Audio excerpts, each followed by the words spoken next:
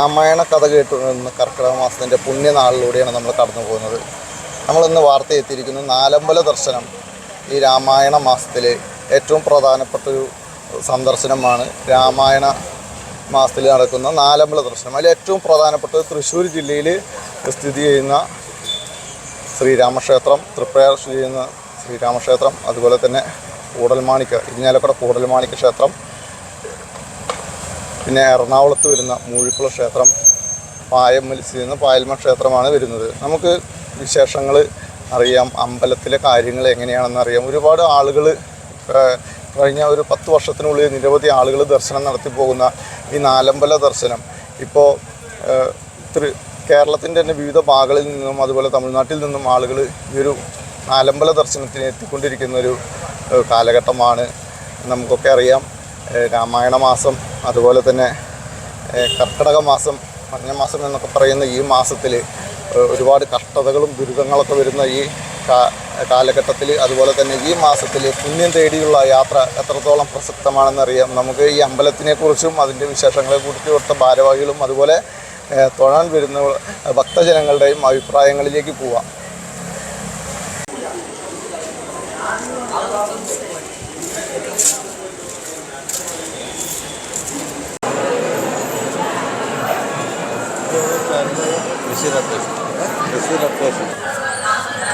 നമ്മോടൊപ്പം വിനു എന്ന് പറയുന്നൊരു മേഡുണ്ട്. അതായത് മുൻ പഞ്ചായത്ത് പ്രസിഡൻ്റായിരുന്നു. അതുപോലെ തന്നെ ഈ അമ്പലവുമായിട്ട് ചെറുപ്പം മുതലേ എല്ലാ കാര്യങ്ങളൊക്കെ ഈ അമ്പലത്തിനെ കുറിച്ചും അതുപോലെ തന്നെ ഇവിടുത്തെ ആരാധന സമയം തുടങ്ങുന്നത് എങ്ങനെയാണെന്ന് വിശദീകരിക്കാം. നമ്മുടെ ഇന്ത്യയിലെ തന്നെ അതിപുരാതനമായൊരു ശ്രീരാമക്ഷേത്രമാണ് തൃപ്രയാർ ക്ഷേത്രം. നമുക്കറിയാം, ശരിക്കും ഐതിഹ്യം പറയുന്നത് എന്താണെന്ന് വെച്ചാൽ കടലിൽ നിന്ന് 4 വിഗ്രഹങ്ങൾ കിട്ടിയിട്ട് ഒന്ന് ഇവിടെ ശ്രീരാമനെ, ഇവിടെ ഇരിഞ്ഞാലക്കുട ഭരതൻ, മൂഴിക്കുളത്ത് ലക്ഷ്മണൻ, പായ്മൽ ശത്രുഘ്നൻ, അങ്ങനെ 4 പേരെയും 4 സ്ഥലത്ത് പ്രതിഷ്ഠിച്ചതാണ്. അപ്പോൾ അത്രയും ഐതിഹ്യമുള്ള ഒരു അമ്പലമാണ്. ശ്രീരാമൻ്റെ ഏറ്റവും ഐതിഹ്യമുള്ള ഒരു അമ്പലമാണ്. ഇവിടുത്തെ പൂജ എന്ന് പറഞ്ഞു കഴിഞ്ഞാൽ 3:30-ക്ക് നട തുറക്കും. 3:30-ക്ക് നട തുറന്നു കഴിഞ്ഞാൽ പിന്നെ 5 മണിക്ക് നട അടയ്ക്കും. 5 മണിക്ക് നട അടച്ചതിന് ശേഷം 6:15 നട തുറന്നാലും കുറച്ച് പേർക്കൊന്ന് കയറാൻ പറ്റുള്ളൂ. പിന്നെ 6:30-ക്ക് ശിവേലിയാണ്. ഈ ശിവേലി കഴിഞ്ഞിട്ട് പിന്നെ നേദ്യമാണ്. നേദ്യം കഴിഞ്ഞ് 7:15 നട തുറക്കുക. പിന്നെ നട തുറന്നു കഴിഞ്ഞാൽ പിന്നെ എല്ലാവർക്കും ദർശനം നടത്താം. കളപ്പുള്ള ദിവസം പിന്നെ 10:30-ക്ക് ഒരു കുറച്ച് നേരം അടവുണ്ടാവും. ആ 10:30 തൊട്ട് 11:30 വരെ കളപ്പത്തിൻ്റെ ചടങ്ങുകളുണ്ട്. പിന്നെ അത് കഴിഞ്ഞ് കഴിഞ്ഞാൽ പിന്നെ 12:30 വരെ നട തുറന്നിരിക്കും. പിന്നെ 4 മണിക്ക് നട തുറക്കും. 4 മണിക്ക് നട തുറന്നാൽ 8 മണി വരെ തൊഴാനുള്ള സൗകര്യം. അതിൽ പൂജ സമയം കുറച്ച് സമയങ്ങളിൽ മാത്രമേ ഒന്നും അടയ്ക്കുള്ളൂ. ദീപാരാധന സമയത്തൊക്കെ പിന്നെ സ്ഥിരമായിട്ട് തൊഴാം. അങ്ങനെ എല്ലാം കൊണ്ടും നല്ല ഈ അമ്പലത്തിലെ പ്രധാനപ്പെട്ട വഴിപാടുകൾ എന്തൊക്കെയാണ്? പ്രധാനപ്പെട്ട വഴിപാട്, ഏറ്റവും പ്രധാനപ്പെട്ട വഴിപാട് എന്ന് പറഞ്ഞു കഴിഞ്ഞാൽ വെടി വഴിപാടാണ്. ഇവിടെ സീതയെ കണ്ടുന്ന് ഹനുമാൻ വന്ന് പറയുന്നതാണ് ഐതിഹ്യം. അത്രയും സന്തോഷമാണ് ശ്രീരാമസ്വാമിക്ക് വെടി വഴിപാട് ഉദ്ദേശിക്കുന്നത്. നമ്മുടെ എല്ലാ ഉദ്ദിഷ്ട കാര്യങ്ങൾക്കും വെടി വഴിപാട് ചെയ്യാവുന്നതാണ്. പിന്നെ വരുന്നത് അവിൽ നിവേദ്യം ഹനുമാൻ. ഇവിടുത്തെ ഒരു പ്രത്യേകത ഒന്നും കൂടി ഉണ്ട്. ഹനുമാൻ സ്വാമിയുടെ പ്രതിഷ്ഠ ഇല്ലാത്ത അമ്പലമാണ്, പക്ഷെ ഹനുമാൻ സ്വാമി ഉണ്ട് ഇവിടെ. ആ മുഖമണ്ഡപത്തിൽ ഹനുമാൻ സ്വാമിയുടെ ഏത് സമയവും ഹനുമാൻ സ്വാമി അവിടെ ഉണ്ടെന്നാണ് നമ്മളുടെ ഐതിഹ്യം. അപ്പോൾ അവിൽ നിവേദ്യമാണ് പിന്നത്തെ പ്രാധാന്യമുള്ളത്. ഇത്രയും കാര്യങ്ങളാണ് ഇവിടെ കുറിച്ച് പറയാനുള്ളത്. ഇത്രയും സമയം ചെലവഴിച്ചതിന് നന്ദി. ഇവിടെ എല്ലാവിധ സൗകര്യങ്ങളുണ്ട്. ആംബുലൻസ് സർവീസ്, നമ്മുടെ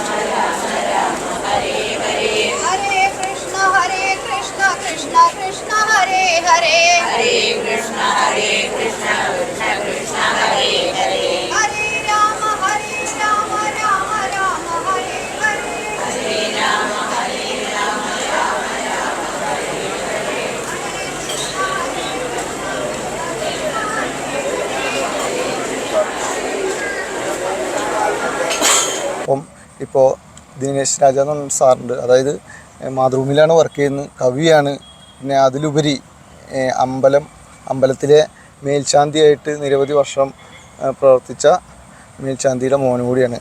ഈ അമ്പലത്തിനെ കുറിച്ച് എന്താണ് പ്രേക്ഷകരോട് പറയാനുള്ളത്? തൃപ്പയാർ ശ്രീരാമക്ഷേത്രം എന്ന് പറഞ്ഞാൽ 1400 കൊല്ലത്തോളം പഴക്കമുള്ള ആറാട്ടുപുഴ പൂരവുമായി ബന്ധപ്പെട്ട ഒരു ക്ഷേത്രമാണ്. പ്രധാന ദേവൻ ആയിട്ട് എഴുന്നള്ളുന്ന തൃപ്പയാർ ദേവരുടെ ഒരു ക്ഷേത്രമാണത്. തന്നെയല്ല 14ാം നൂറ്റാണ്ടിൽ രചിക്കപ്പെട്ടെന്ന് കരുതുന്ന അജ്ഞാത കർത്തൃകമായിട്ടുള്ള കോകസന്ദേശം എന്ന സന്ദേശകാവ്യത്തിൽ പോലും ഈ ക്ഷേത്രത്തെക്കുറിച്ച് പരാമർശിച്ചെന്ന് പറഞ്ഞാൽ അതിലെപ്പോഴും ഒരു അത്ഭുതമില്ലല്ലോ. അതിൽ പറയുന്നത് കണ്ടിപ്പായ്ക്കിടയിൽ വിരിയും പത്മകണ്ഠയെ കളിക്കും വണ്ടിൻ ചാർത്തിൻ കളകളമിഴൽ സാരസാര ബ്രഹ്മ്യം കണ്ടാലേറ്റവും തെളിമപ്പെടുമ്പോൾ നന്ദിയാറെ കടന്നാലുണ്ട കംസാന്തകൻ്റെ പുറയാറൻ ആവാസഭൂമി എന്നാണ് പറയുന്നത്. അത് കംസാന്തകനായിട്ടാണ് വർണ്ണിക്കുന്നത്. ഇവിടെ ഇറങ്ങാനും മണ്ഡപത്തിൽ കൂത്ത് കാണാനും അതിൽ കോകത്തിനോട് കവി നിർദ്ദേശിക്കുന്നുണ്ട്. അത്രയും പഴക്കം ഒരു 14ാം നൂറ്റാണ്ടിൽ പറഞ്ഞാൽ അത്രയും പഴക്കമുള്ളൊരു ക്ഷേത്രമാണ്. അന്നും ക്ഷേത്രം ഉണ്ടെന്ന് പറഞ്ഞാൽ അതിലിപ്പോൾ ഒരു ഇതില്ല. അപ്പോൾ ഇവിടെ ഇറങ്ങാനും മണ്ഡപത്തിൽ കൂത്ത് കാണാനും നേരെ പടിഞ്ഞാറൻ നടക്കാവിലോട്ട് ചെന്നാൽ ചൂരലൂരെത്താം. അവിടുന്ന് കൊല്ലം വരെയുള്ള സ്ഥലത്തെ വിവരണങ്ങളാണ് അതിലുള്ളത്. അപ്പോൾ ഇത് വളരെ അത്രയും പഴക്കമുള്ളൊരു ക്ഷേത്രമാണ്. തന്നെയല്ല ഇവിടെ വളരെ പ്രത്യേകതകളുള്ള ഒരു ക്ഷേത്രമാണ്. അന്നും ഇവിടെ ചാക്യാർ കൂത്തിനൊക്കെ പ്രാധാന്യമുള്ളതാണ്. ദേവൻ നേരിട്ട് കാണുന്ന ഒരു കലാരൂപമാണ് ചാക്യാർ കൂത്ത്. അദ്ദേഹം നേരിട്ട് കണ്ടോളാന്ന് പറഞ്ഞിട്ട് മണ്ഡപത്തിൽ അവതരിപ്പിക്കാൻ തുടങ്ങിയിട്ടുള്ളൊരു കൂത്താണ് അത്. അങ്കുലിയാങ്കം ഹനുമാൻ ആയിട്ടുള്ള പ്രധാന വേഷമായിട്ടുള്ള വരുന്ന പകർന്നാട്ടത്തോടു കൂടിയുള്ള ഒരു 12 ദിവസം കൊണ്ടാണ് ഇപ്പോൾ അത് അവതരിപ്പിച്ച് വരുന്നത്. അത് കാണുന്നൊരു ദേവനാണ്. അപ്പോൾ അങ്ങനെയുള്ളൊരു ക്ഷേത്രം. പിന്നെ അതുകൂടാതെ ഇവിടെ പല പ്രത്യേകത. കൊടിമരമില്ല ഉത്സവം, ഏകാദശി കാലത്തെ ഉത്സവമാണ് ഏകാദശി ഉത്സവമായിട്ടാണ് ആഘോഷിക്കുന്നത്. കൊടിമരമില്ലാത്തൊരു ക്ഷേത്രം ഇവിടെ അപൂർവ ക്ഷേത്രമാണ്. കൊട്ടിൽ അങ്ങനത്തെ ഒരു ഇതാണ്. പടഹാദിയായിട്ട് പുറപ്പാട്, പടഹാദി, അങ്കുരാദി, ധ്വജാദി എന്നൊക്കെ കുറേ ഉത്സവങ്ങൾക്കൊക്കെ അതിന് പ്രത്യേകതകളുണ്ട്. അപ്പോൾ ഇവിടെ പടഹാദിയായിട്ടും പുറപ്പാട്, ആറാട്ടുപുഴ പൂരത്തിലുള്ള പുറപ്പാട് ഈ ക്ഷേത്രത്തിൽ നിന്നാണ്. പണ്ട് പെരുവനത്തപ്പനായിരുന്നു പ്രധാന ദേവൻ എന്ന് പറയുന്നു. ആറാട്ടുപുഴ പൂരത്തിലുണ്ടായിരുന്നു. പെരുവനത്തപ്പന് ഉത്സവം മുടങ്ങി പിന്നെ അങ്ങനെയൊക്കെ അത് എഴുന്നള്ളിക്കേണ്ടതായി. പെരുവനത്തിൽ ആറാട്ടുപുഴ പൂരം വരെ ഉള്ള കരിമ്പടൊക്കെ വിരിച്ച് വളരെ പ്രത്യേകതയോടെ എഴുന്നള്ളിപ്പായിരുന്നു. അതൊക്കെ ആഘോഷപരമായി അതൊക്കെ ആ പെരുവനത്തപ്പനുണ്ടായിരുന്ന സ്ഥാനം മുഴുവൻ തൃപ്പരപ്പനിൽ കിട്ടുകയാണ് ഉണ്ടായത്. അങ്ങനെ ഇവിടുന്ന് അത് പെരുവനത്തപ്പന് അകമ്പടിയായിട്ട് പോയിരുന്ന ശാസ്താക്ഷേത്രമായിരുന്നു അത്ര പണ്ട് കാലത്ത് ഇവിടെ. പിന്നെ കൊച്ചിരാജാവിൻ്റെ കീഴിലായതിനു ശേഷം ഇവിടെ ആണ് ക്ഷേത്രത്തിൽ പല പരിഷ്കാരങ്ങളൊക്കെ വന്നിട്ടുള്ളത്. ഈ ശാസ്താവിൻ്റെ കൂടുതൽ പ്രാധാന്യം ശ്രീരാമന് വരികയും ഈ കടലിൽ നിന്ന് കിട്ടിയെന്ന് പറഞ്ഞാൽ ഐതിഹ്യം 4 ക്ഷേത്രങ്ങളിൽ 4 വിഗ്രഹങ്ങൾ കിട്ടിയെന്നും മത്സ്യത്തൊഴിലാളികൾക്ക് അവരത് അന്ന് വാഗയിൽ കൈമൾക്ക് കൊണ്ട് അത് കാഴ്ചവെച്ചുവെന്നും അങ്ങനെ 4 സ്ഥലങ്ങളിൽ ഈ വിഗ്രഹങ്ങൾ പ്രതിഷ്ഠിച്ചു എന്നാണ് ഒരു ഐതിഹ്യമുള്ളത്.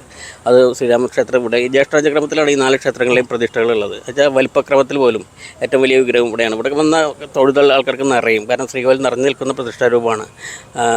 വിഗ്രഹത്തിനും വലിയൊരു വലിപ്പമാണ്. അതിലും ചെറിയ വലിപ്പമാണ് ഉള്ളത് കുടൽമാണിക്യത്തിൽ. അതിലും കുറച്ച് വലിപ്പം കുറയും കുടൽമാണിക്യത്തിൽ. അല്ല മറ്റേ മൂഴിക്കുളത്തേത് ഏറ്റവും ചെറിയ വിഗ്രഹമാണ് പായമ്പലത്. അപ്പോൾ ഇങ്ങനെയുള്ള ഈ കടലിൽ നിന്ന് കിട്ടിയെന്ന് പറയുന്ന വിഗ്രഹങ്ങളിൽ വിഗ്രഹം മാറി കലശം നടത്താത്തൊരു ക്ഷേത്രം ഇത് മാത്രമേ ഉള്ളൂ. തൃപ്പയാറത്ത് മാത്രമേ ഉള്ളൂ. അന്ന് കിട്ടിയെന്ന് പറയുന്ന വിഗ്രഹം തന്നെയാണ് ഇന്നുള്ളത്. അതേ വിഗ്രഹം തന്നെ. ഇവിടെ വിഗ്രഹം മാറാൻ പാടില്ല. അതൊരു പൊട്ടുണ്ടെങ്കിൽ അത് മതി എന്നാണ്. അങ്ങനെ ഗോളക കൊണ്ട് പൊതിഞ്ഞിട്ടുള്ളൊരു വിഗ്രഹരൂപമാണ് ഇവിടെ ഉള്ളത്. അപ്പോൾ അത്രയും പിന്നെ വളരെ പ്രത്യേകതകൾ പൂജാകാര്യങ്ങളിലും ഒക്കെ പ്രത്യേകതയുണ്ട് ഇവിടെ. ഒരിക്കലും ഇരിക്കാൻ പാടില്ല. മറ്റു ക്ഷേത്രത്തിൽ ഇരുന്ന് പൂജ ചെയ്യാൻ ഇവിടെ ചക്രവർത്തി ഭാവത്തിലായ കാരണം നിന്നിട്ട് വേണം പൂജ. ഒരു പൂജ 3 പൂജ 2 അതെ നിന്നിട്ട് വേണം പൂജ. അതിൻ്റെ പുള്ളിൽ ഇരിക്കാൻ പാടില്ല എന്നാണ്. തന്നെയല്ല 2 പുറങ്ങളിലും ശ്രീഭൂമി ദേവിമാർ അർച്ചന ചെയ്യുന്നുണ്ട്. അത് വില്ലമംഗലം സമയം ഒന്ന് കണ്ടുവെന്നും അവർ പോവാതിരിക്കാൻ പടിഞ്ഞാറൻ നട അടച്ചു എന്നാണ് ഐതിഹ്യമുള്ളത്. അപ്പോൾ ആ അർച്ചന ചെയ്യുന്ന ദേവിമാരുടെ സാന്നിധ്യം കൂടി ഉള്ള കാരണം അവർക്ക് കൂടി പൂജ ആവർത്തിക്കും. ഒരു പൂജ എന്ത് പൂജ കഴിച്ചാലും 3 ആവർത്തിക്കണം. അതാണ് ഇവിടുത്തെ ഒരു പ്രത്യേകത. പിന്നെ രാത്രി അത്താഴപ്പൂജ കഴിഞ്ഞാൽ പൂജാപാത്രങ്ങളൊക്കെ ശ്രീകോവിലിനുള്ളിൽ കടത്തി അവിടെ വെച്ചിട്ട് വേണം നടടയ്ക്കാൻ. രാത്രി ദേവന്മാരുടെ പൂജ ഉണ്ടെന്നൊക്കെ പറയുന്നത്. അത്രയും മഹത്തായിട്ടൊരു ദേവചൈതന്യമുള്ളൊരു ക്ഷേത്രമാണ്. പിന്നെ കിഴക്കൻ നിലയിൽ പുഴയായിട്ടൊരു അമ്പലം ഭാരതത്തിൽ തന്നെ അപൂർവമായിട്ടാണ് ഉള്ളത്. കാളഹസ്തി എന്നൊരു ക്ഷേത്രത്തിലുണ്ട്. പിന്നെ പറശ്ശിനിക്കടവിൽ ഉണ്ട്. പിന്നെ അതുപോലെ ആറന്മുള അതൊക്കെ സൈഡിലാണ്, വശത്താണ്. തിരുവട്ടാറുണ്ട്. അത് നേരെ ഒന്ന് തിരിച്ചു ഒഴുകി പോകണം. അപ്പോൾ അങ്ങനെ അപൂർവമായിട്ടുള്ളൊരു ക്ഷേത്രമാണ് കിഴക്കൻ നിലയിൽ പുഴയായിട്ട്. ഇത്രയും പ്രകൃതി ഭംഗിയുള്ളൊരു ക്ഷേത്രം വേറെ ഇല്ല. കുഞ്ഞിരാമനാർ ഇവിടെ അതിനെപ്പറ്റി വർണ്ണിച്ചിട്ടൊക്കെ ഉണ്ട്. പ്രകൃതിയിൽ ലയിക്കുന്ന പ്രശാന്ത മന്ദിരം എന്നാണ് വിശേഷണം കൊടുത്തിട്ടുള്ളത് തന്നെ. അതിന് പ്രത്യേക ഒരു തമാശയിൽ പറഞ്ഞതിൽ തൃപ്പയാർ മഹാക്ഷേത്രത്തിൽ തൊഴുതു, എത്ര മനോഹരമായ അമ്പലം, എത്ര മനോഹരമായ ആകാശം, എത്ര നല്ല പുഴ, എത്ര നല്ല സ്ഥലം, എൻ്റെ ഇവിടുത്തെ ആൾക്കാർ മാത്രം ഇങ്ങനെയാണ് കൊണ്ടുപോയത്. അത് കവിയുടെ കൽപ്പാടുകൾ എഴുതി കൂടി വെച്ചിരിക്കുന്നതാണ്. അപ്പോൾ അത്രയും ഒരു ഈ ഗംഗയുടെ കരയിലുള്ളൊരു ദേവഭൂമിയാണ്. അതെ അതെ അതെ, ഗംഗയുടെ കരയിലുള്ളവർക്ക് അതിൽ അകലേന്ന ആൾക്കാരൊന്നും കുളിക്കും, ഇത്ര അവിടെ ഉള്ളവർ കുളിക്കില്ല. അത് അങ്ങനെ ഒരു തീർത്ഥകരഭാവികളൊക്കെ കിട്ടിയുള്ള അങ്ങനെ ഒരു നമുക്ക് അവർ അതിൻ്റെ മഹത്വം അറിയാത്ത ഒരു ഞങ്ങൾ വന്നപ്പോൾ തന്നെ ശ്രദ്ധിച്ചു, ഇവിടെ കാണുന്നവർ മുഴുവൻ ഇതിന്റെ ഐതിഹ്യങ്ങൾ അറിയുന്നവരാണ്, അല്ലെങ്കിൽ അമ്പലവുമായി ബന്ധപ്പെട്ട് നടക്കുന്നവരാണ്. അതെ. അപ്പോൾ അങ്ങനെയുള്ള കുറേ ഐതിഹ്യങ്ങൾ ഉള്ളൊരു ക്ഷേത്രമാണ്. വൃശ്ചികമാസത്തിൽ കറുത്തപക്ഷത്തിലെ ഏകാദശിയാണ് ഇവിടെ ഉത്സവമായിട്ട് ആഘോഷിക്കുന്നത്. ഈ കറുത്തപക്ഷത്തിന് പ്രാധാന്യം വരാൻ കാരണം എന്താണെന്ന് വെച്ചാൽ ശാസ്താവിൻ്റെ സാന്നിധ്യമാണ്. മരണകാരകനായിട്ടുള്ള ശനിയുടെ അതിദേവതയായിട്ടുള്ള ശാസ്താവിൻ്റെ സാന്നിധ്യമുണ്ട്. ഈ ശാസ്താവിൻ്റെ ചാത്തൻ്റെയൊക്കെ സാന്നിധ്യം ഇവിടെയുണ്ട്.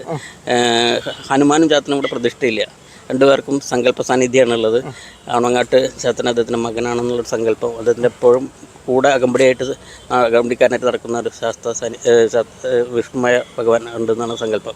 അപ്പോൾ അങ്ങനെ ഒരു സാന്നിധ്യം കൂടി ഉള്ള കാരണം ഇവിടെ ഈ വാവ് ബലിയൂട്ടിലൊക്കെ വളരെ പ്രധാനമായിട്ട് ഈ കടവിൽ പതിവുണ്ട്. അങ്ങനെ എല്ലാം കൊണ്ടും ഒരു ഈ ധർമ്മശാസ്ത്രന് ശ്രീരാമൻ രണ്ടാളും ധർമ്മത്തിൻ്റെ അവതാരങ്ങളാണ്. രാമോ വിഗ്രഹവാൻ ധർമ്മ എന്ന് പറയും. നാരായണയിലെ രായും നമശിവായാലും മായും ചേർത്തിട്ടാണ് രാമശബ്ദം ഉണ്ടാക്കിയിട്ടുള്ളത്. അപ്പോൾ ഈ രണ്ടക്ഷരങ്ങളില്ലെങ്കിൽ നമുക്ക് അതിൻ്റെ അർത്ഥങ്ങൾ തന്നെ മാറും. നാരായണയിലെ രാ പോയാൽ അയനാന്നാവും, ഒരു ഗതിയില്ലാത്ത ആൾ. നമശിവായാലും മാ പോയ നശിവായ, ഒരു സുഖമില്ലാത്ത ആൾ. ഈ രണ്ടക്ഷരമെങ്കിൽ രണ്ടും ഉണ്ടാവും. അപ്പോൾ അങ്ങനെ ശൈവ വൈഷ്ണവായിട്ടുള്ളൊരു ചൈതന്യമാണ് ഈ രാമശബ്ദത്തിൽ അടങ്ങിയിട്ടുള്ളത്. അതുപോലെ തന്നെ ശാസ്താവും ശൈവ വൈഷ്ണവാണല്ലോ. രണ്ടാളും കാട്ടിൽ പോയി, രണ്ടാളും വില്ലാളി വില്ലന്മാർ, അങ്ങനെ ഒരു സാമ്യം രണ്ട് മൂർത്തികളും നമ്മൾ ഇവിടെ കാണുന്നുണ്ട്. രണ്ടാളും ധർമ്മത്തിൻ്റെ അവതാരങ്ങൾ, ധർമ്മശാസ്താവ് എന്ന് തന്നെ പറയാം, ധർമ്മങ്ങൾ അനുശാസിക്കുന്ന ആൾ. അതുപോലെ മറ്റേ രാമോ വിഗ്രഹവാൻ ധർമ്മ, രണ്ടാളും ധർമ്മത്തിൻ്റെ അവതാരങ്ങളായിട്ട് പറയുന്നു. അപ്പോൾ ഇവരെ രണ്ടുപേരെയും ഒരുമിച്ച് എഴുന്നള്ളിക്കുന്ന ഒരു 2 ദിവസത്തെ ഇവിടെ പതിവുണ്ട്. അത് വേലയാണ്. പണ്ട് വേല എന്ന് പറയും. കേരളത്തിൽ കാവുകളായിരുന്നു പണ്ട് നിലവിലിരുന്നത്. ക്ഷേത്രങ്ങൾക്ക് മുമ്പ് നിലവിലിരുന്നത് കാവുകളാണ്. അത് ഭഗവതി കാവുകൾ, അയ്യപ്പൻ കാവുകൾ, സർപ്പക്കാവുകൾ. ഈ കാവുകൾക്കൊന്നും മേൽക്കൂര ഉണ്ടാവില്ല. മേൽക്കൂര ഉണ്ടാകുന്നത് നനദുർഗ എന്ന് പറയും. നനദുർഗ, നനശാസ്താവ് എന്നൊക്കെയാണ് അതിന് പറയുക. അപ്പോൾ അങ്ങനെയുള്ള കാവുകൾ നിലനിന്നിരുന്ന കാലഘട്ടത്തിൽ വേലയായിരുന്നു അന്ന് അമ്പലങ്ങൾക്ക്, ഈ കാവുകളൊക്കെ നിലനിന്നിരുന്നത്. ഈ വേലയാണ് പിന്നീട് നമ്പൂതിരിമാർ ആഗമനത്തിന് ശേഷം പൂരൊക്കെ മറ്റും മാറിയത്. പെരുമനത്ത് നടയിലാണ് അതിൻ്റെ പരിഷ്കാരങ്ങൾ മുഴുവൻ ഉണ്ടായിട്ടുള്ളതെന്ന് പറയുന്നു. ഈ മറ്റേ തെറ്റിപ്പട്ടത്തിലെ പോളകൾ, അതുപോലെ കോടയുടെ അലുക്കുകൾ, സമ്പ്രദായങ്ങളെല്ലാം അല്ലെങ്കിൽ പൂരങ്ങളുടെ നമ്മുടെ നാട്ടിൽ നിന്നാണ് എല്ലാ പരിഷ്കാരങ്ങളും ഉണ്ടായിട്ടുള്ളത് നമ്മുടെ ഇവിടെ നിന്നാണ്. ഈ പ്രപഞ്ചത്തിന് അണ്ടഗോളങ്ങൾ തെറ്റിപ്പട്ടത്തിൽ തുന്നിയൊതുക്കി ആനയ്ക്ക് ചാർത്തി അതിന് മസ്തകത്തിൻ്റെ മേലെൻ്റെ ദേവരിരുന്നു. ആ അണ്ടഗോളങ്ങളാണ് മുഴുവൻ തെറ്റിപ്പട്ടത്തിലുള്ളത്. അതിൻ്റെ മുകളിലാണ് ദേവകരണം ഇരിക്കുന്നത്. അപ്പോൾ അങ്ങനെ സങ്കല്പികമായി തന്നെ വളരെ ഒരു ചിട്ടവട്ടങ്ങൾ മുഴുവൻ ഉണ്ടായിട്ടുള്ളത് ഈ വേല ആഘോഷങ്ങളിൽ നിന്നാണ്. അപ്പോൾ ഈ വേല ഇവിടെ പണ്ട് നിലനിന്ന കാലത്ത് ദശമി വേലയും 10ാമതയും വേല, 2 വേലകൾ ഇവിടെ പതിവുന്നുണ്ട്, ഇപ്പോഴും നടന്നു വരുന്നുണ്ട്. ഈ 2 വേല ദിവസം ഈ ഇവിടെ ശാസ്താവിനെയും കൂട്ടി എഴുന്നള്ളിക്കുന്നൊരു ചടങ്ങുണ്ട്. അത് വളരെ അപൂർവമായിട്ട് 2 മൂർത്തികളെയും ഒരുമിച്ച് എഴുന്നള്ളിക്കുന്ന ഒരു ദൃശ്യമാണെങ്കിൽ നിങ്ങൾക്ക് ഇപ്പോഴും കാണുന്നുണ്ട്. 10ാമതയും ധനുമാസത്തിൽ 10ാം തീയതിയാണത് 10ാമതയും ഇവിടെ ആഘോഷിക്കുന്നത്. അതുപോലെ തന്നെ ദശമി വേല, ദശമി വേലയുടെയൊന്നും ഭഗവാനെയും ശാസ്താവിനെ ഒന്നിച്ചെഴുന്നള്ളിക്കുന്ന ഒരു ചടങ്ങുണ്ട്. രണ്ടാണ് രണ്ടും നല്ല ഒരു 2 മൂർത്തികൾ ഒരേ ഇതിൽ. പണ്ട് പുതുക്കാട് കൃഷ്ണമോർ ഇതിനെപ്പറ്റി എഴുതിയിട്ടുണ്ട് കവി. അദ്ദേഹത്തിൻ്റെ ഇതിൽ ഇവർ രണ്ടുപേരെ സാമ്യപ്പെടുത്തിക്കൊണ്ടുള്ള ഈ ധർമ്മത്തിൻ്റെ അനുവതാരങ്ങളായിട്ടുള്ള അങ്ങനെ പഠനം നടത്തിയിട്ടുള്ള അപൂർവ കവിയാണ് അദ്ദേഹം. അപ്പോൾ അങ്ങനെയുള്ള ഒരു സാമ്യം 2 മൂർത്തികളും തമ്മിലുണ്ട്. അപ്പോൾ ഇങ്ങനെയുള്ള ഒരു ചൈതന്യമാണ് ഇവിടെയുള്ളത്. അപ്പോൾ എന്താ പറയുക, 2 ദേവിമാരും വിഷ്ണുവിന് വിഷ്ണുഭാവം കൊടുക്കുന്നത് ദുർഗയാണ്, ഉള്ളിൽ ദേവിയാണ്. അപ്പോൾ ലക്ഷ്മീനും സരസ്വതിനും ഉപാസന കിട്ടും, ദുർഗന് ഉപാസന കിട്ടില്ല. അങ്ങനെ തുടരുന്നല്ല, ഉപാസന തുടരുന്നില്ലാണ്ട് ഉപാസന കിട്ടില്ല പറയും. ഈ ദുർഗ സ്തുതിയോടുകൂടിയുള്ള ബ്രാഹ്മണിപ്പാട്ടിന് വളരെ പ്രാധാന്യമുണ്ട് ഇവിടെ. പൂരം പുറപ്പെടുന്ന വളരെ ബ്രാഹ്മണിപ്പാട്ടൊക്കെ പാടാറുണ്ട്. ദുർഗാസ്തുതിയാലും കൂടുതലും അതിൽ പാടാറുള്ളത് ഈ വിഷ്ണുവിന് വിഷ്ണുഭാവത്ത് കൊടുക്കുന്നത് ദുർഗയാണ്. വിഷ്ണുവിനെയും ദുർഗനെയും വേറെ വേറെ കാണരുതെന്ന് ലളിതാ സഹസ്രനാമത്തിൽ പറയുന്നു. അപ്പോൾ വിഷ്ണുഭാവത്തിലാണ് ഇവിടെ പ്രതിഷ്ഠയുള്ളത്. ഈ ഖരനെ കൊന്ന സമയത്ത് ഉള്ള ഉഗ്രരൂപിയായിട്ടുള്ള ഒരു ഭാവത്തിലുള്ള വിഷ്ണു രൂപത്തിലാണ് ഇവിടുത്തെ പ്രതിഷ്ഠ. അതുകൊണ്ട് തന്നെ ഖരവധം കഥകളി ഇവിടെ കളിക്കാറില്ല ഈ മൽക്കകത്ത്. മറ്റ് കഥകളൊക്കെ കളിക്കാറുണ്ടെങ്കിൽ തന്നെയും ഖരവധം എന്ന് പറഞ്ഞ കഥകളി ഇവിടെ കളിക്കാറില്ല. കാരണം ഒരു കൊല്ലം കളിച്ചിട്ട് ഖരനായിട്ട് വേഷമിട്ട ഒരാളെ ശരിക്ക് ശ്രീരാമനായിട്ട് വേഷമിട്ട ആളെ കൊല്ലം എന്നൊന്നും അയാൾ പുഴയിൽ ചടി മരിച്ചു എന്നാണ് ഇവിടെ ഐതിഹ്യമുള്ളത്. അങ്ങനെ ആ കഥ മാത്രം ഇവിടെ കളിക്കാറില്ല, ബാക്കിയുള്ള കഥകളൊക്കെ ഇവിടെ കളിക്കാറുണ്ട്. അപ്പോൾ അങ്ങനെ കുറേ പ്രത്യേകതകൾ ഇവിടെയുണ്ട്. തൃപ്രയാർ എന്ന് പറഞ്ഞാൽ തന്നെ വളരെ എന്താ പറയുക, അത്രയും മനോഹരമായിട്ട് കണ്ടാൽ തന്നെ അറിയാം. അതുപോലെ ചടങ്ങുകളെ കൊണ്ടും ഇവിടുത്തെ എന്താ എഴുന്നള്ളിച്ച് ആറട്ടുപുരത്തി ഒരു എന്താ പറയുക പോണോർത്ത് മുഴുവൻ ആൾക്കാർ കൂടിച്ചേരുക. അങ്ങനെ ഒരു ദേവനാണ്. അവിടെ എഴുന്നള്ളിച്ച് വരുന്ന വിഷ്ണു ഒരു മൂർത്തിയായിട്ട് ദേവർ മാത്രമേ ഉള്ളൂ. ബാക്കിയൊക്കെ ശാസ്ത്രജ്ഞന്മാരാണ് എഴുന്നള്ളിച്ച് ചെല്ലുന്നത്. ഇപ്പോൾ ദേവിമാർക്കാണ് അവിടെ ആറാട്ട് ഭഗവാനും അവർ കൂടെ ആറാടാൻ വേണ്ടി പോകുന്നത്. ഇവിടെ പ്രഥമ ദേവിമാരുണ്ടല്ലോ, അപ്പോൾ അവിടെ ആറാടാൻ വേണ്ടി ഭഗവാൻ പോകുന്നു. ഭഗവാന്റെ ഗുരുനാഥ സങ്കല്പത്തിലാണ് ആറാട്ട് ശാസ്താവിൻ്റെ വസിഷ്ഠ മഹർഷി എന്നുള്ള സങ്കല്പത്തിലാണ് പോകുന്നത്. അങ്ങനെയൊക്കെ ഐതിഹ്യങ്ങളുണ്ട്. അപ്പോൾ ആറാട്ട് പൂരവും അറിയാലോ, ഒരു 41 ദിവസത്തെ ഒരു ഗ്രാമത്തിൽ നടക്കുന്ന ഒരു ക്ഷേത്രത്തിൽ നടക്കുന്ന ഒരു ഉത്സവ ചടങ്ങുകൾ ഒരു ഗ്രാമത്തിൽ നടക്കുമ്പോൾ എങ്ങനെയിരിക്കും? ആ ഒരു വിപുലീകരിച്ച പതിപ്പാണ് പെരുവനം ആറാട്ടുപുഴ പൂരം എന്ന് പറഞ്ഞാൽ. അതിന് കൊടിയേറ് പെരുവനം ഗ്രാമത്തിൻ്റെ അതിദേവതയായിട്ടുള്ള തിരുവള്ളക്കാവ് ക്ഷേത്രത്തിലാണ് ആറാട്ടുപുഴ പൂരത്തിൻ്റെ കൊടിയേറ്റം നടക്കുന്നത്. അത് കഴിഞ്ഞാൽ പിന്നെ അതിൻ്റെ മറ്റേ വലിയ വിളക്കാണ് പെരുവനം പൂരം. പള്ളിവേട്ടയാണ് പിടിക്കപ്പറമ്പിലെ ആനയോട്ടം നടക്കുന്നത്. ഇത് കഴിഞ്ഞിട്ടുള്ള ആറാട്ടാണ് ആറാട്ടുപുഴ നടക്കുന്നത്. ഇത് ഈ ആറാട്ടും കഴിഞ്ഞിട്ട് ഈ ആറാട്ടുപുഴ ശാസ്താവും തിരുവള്ളക്കാവ് ശാസ്താവും മറ്റേ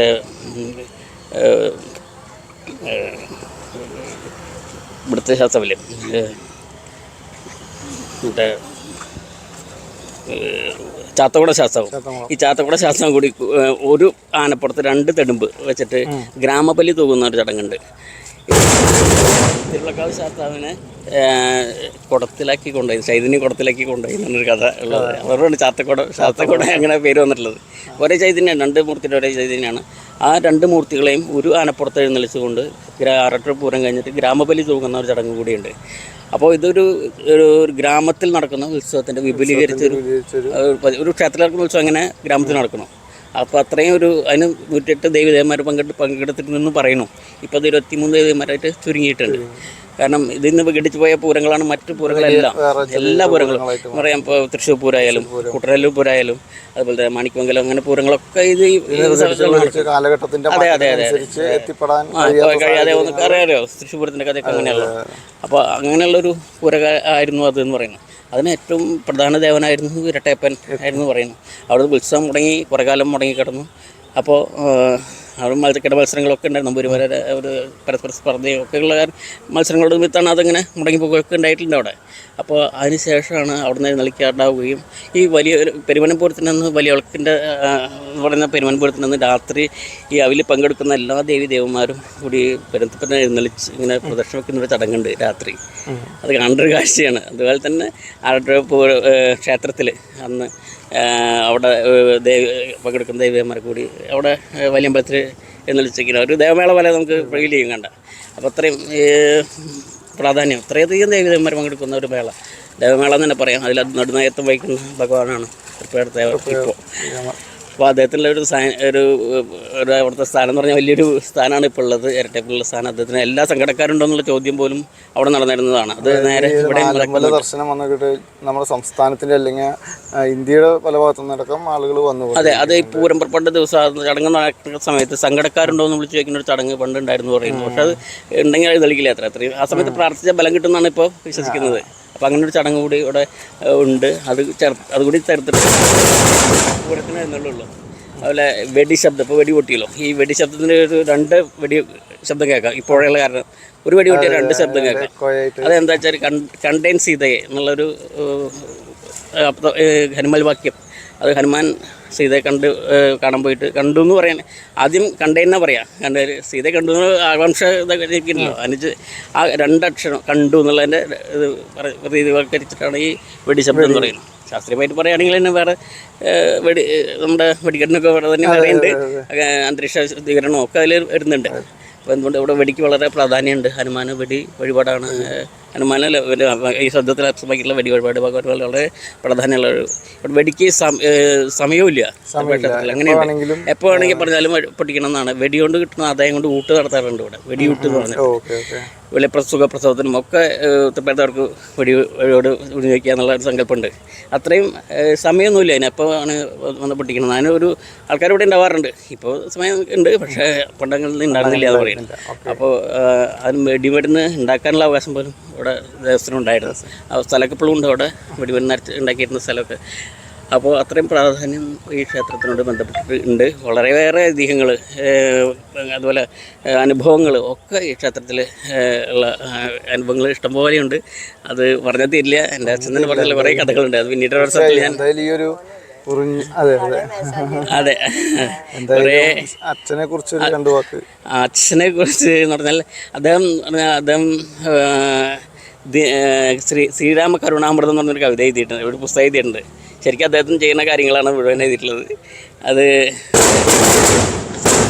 സൽപ്രകീർത്തി വിളയാടി തൃപ്രയാർ അതിമനോഹരം സുഖം സൽപ്രസാദം അരുളുന്ന രാഘവ തൊൽപ്രസാദം ഇവനിൽ പതിക്കണേ എറിടുന്ന ദുരിതങ്ങളൊക്കെ നിന്നാറിനാൽ കഴുതി ശുദ്ധമാക്കണേ വേറിടാതെ ഒരു നേരവും ഭവൻ മാറിൽ വന്ന് വിളയാടുന്നത് തുടങ്ങി വളരെ ഈ അദ്ദേഹം തന്നെ പറയാറുണ്ട്. ഈ ഉള്ളൂരിൻ്റെ മകാറിലും വെച്ച് ആർക്കും കവിത എഴുതാൻ പറ്റും. ഇത് അക്ഷരപ്രാസായാലും നിറയുണ്ട് ഇത്ര. അപ്പം അങ്ങനെ ധാരാളം നല്ല ഈണത്തിൽ അദ്ദേഹം എഴുതിയിട്ടുണ്ട്.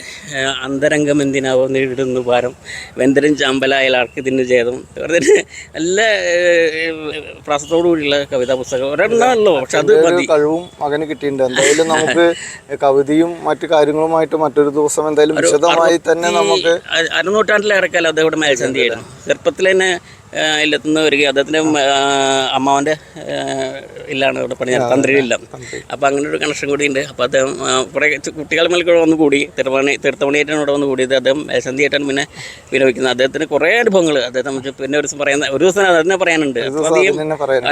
നമ്മൾ തീർച്ചയായിട്ടും ഞങ്ങളെത്തും കവിതയുടെ വിശേഷങ്ങളുമായിട്ട്. എന്തായാലും ഇത്രയൊരു സമയം ഞങ്ങൾക്ക് വേണ്ടി ചെലവഴിച്ചതിന് നന്ദി.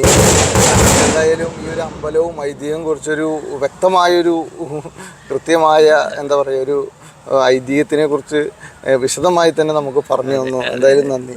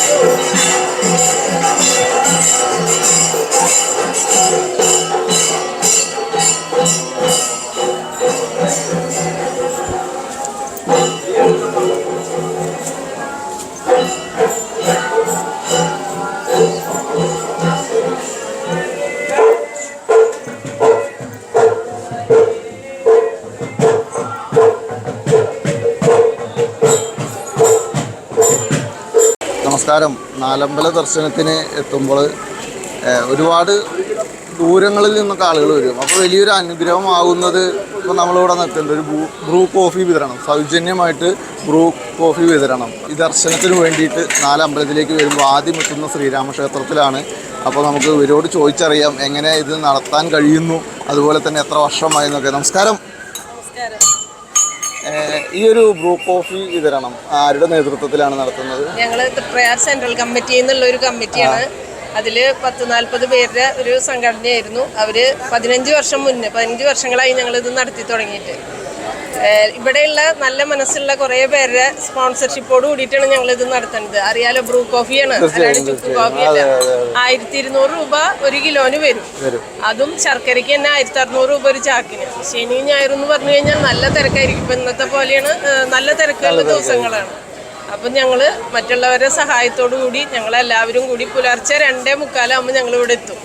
8 മണി 9 മണി വരെ, 8 മണി വരെയാണ് സാധാരണ ദിവസങ്ങളിൽ. ശനി ഞായറാകുമ്പോൾ ഞങ്ങളത് കൂട്ടിക്കൊടുക്കും. എല്ലാവരും പുലർച്ചെ തൊഴാനായിട്ട് തന്നെ ഈ വന്ന് നിൽക്കണവരെന്ന് പറഞ്ഞു കഴിഞ്ഞാൽ 12 മണിക്കൊക്കെ ഇവിടെ വന്നിട്ട് ക്യൂവിൽ നിൽക്കണതാണ്. അപ്പം അവർക്ക് ഒരു തുള്ളി വെള്ളം കിട്ടിക്കഴിഞ്ഞാൽ, കടകളൊക്കെ തുറക്കുമ്പോൾ 6 മണി 7 മണിയാവും. അപ്പം അവർക്ക് ഒരു തുള്ളി വെള്ളം കിട്ടുക എന്ന് പറഞ്ഞു കഴിഞ്ഞാൽ അവർക്ക് സന്തോഷമാണ്. അപ്പം അതിന് വേണ്ടിയിട്ട് നമ്മൾ തുടങ്ങി വെച്ചതാണ്. എത്ര സമയമുണ്ട് ഇവിടെ? 3 മണിക്ക് തുടങ്ങും. 3 മണിക്ക് വെടി പൊട്ടിക്കഴിഞ്ഞാൽ ഞങ്ങളിവിടെ രാവിലെ 8 മണി വരെ ഉണ്ടാവും. അത് കഴിഞ്ഞ് കഴിഞ്ഞാൽ ശനി ഞായറാണെങ്കിൽ നമ്മളൊരു 12 മണി വരെ, 10 മണി 11 മണി ഉണ്ടാവും. ചേട്ടൻ എന്താണ് പറയുക?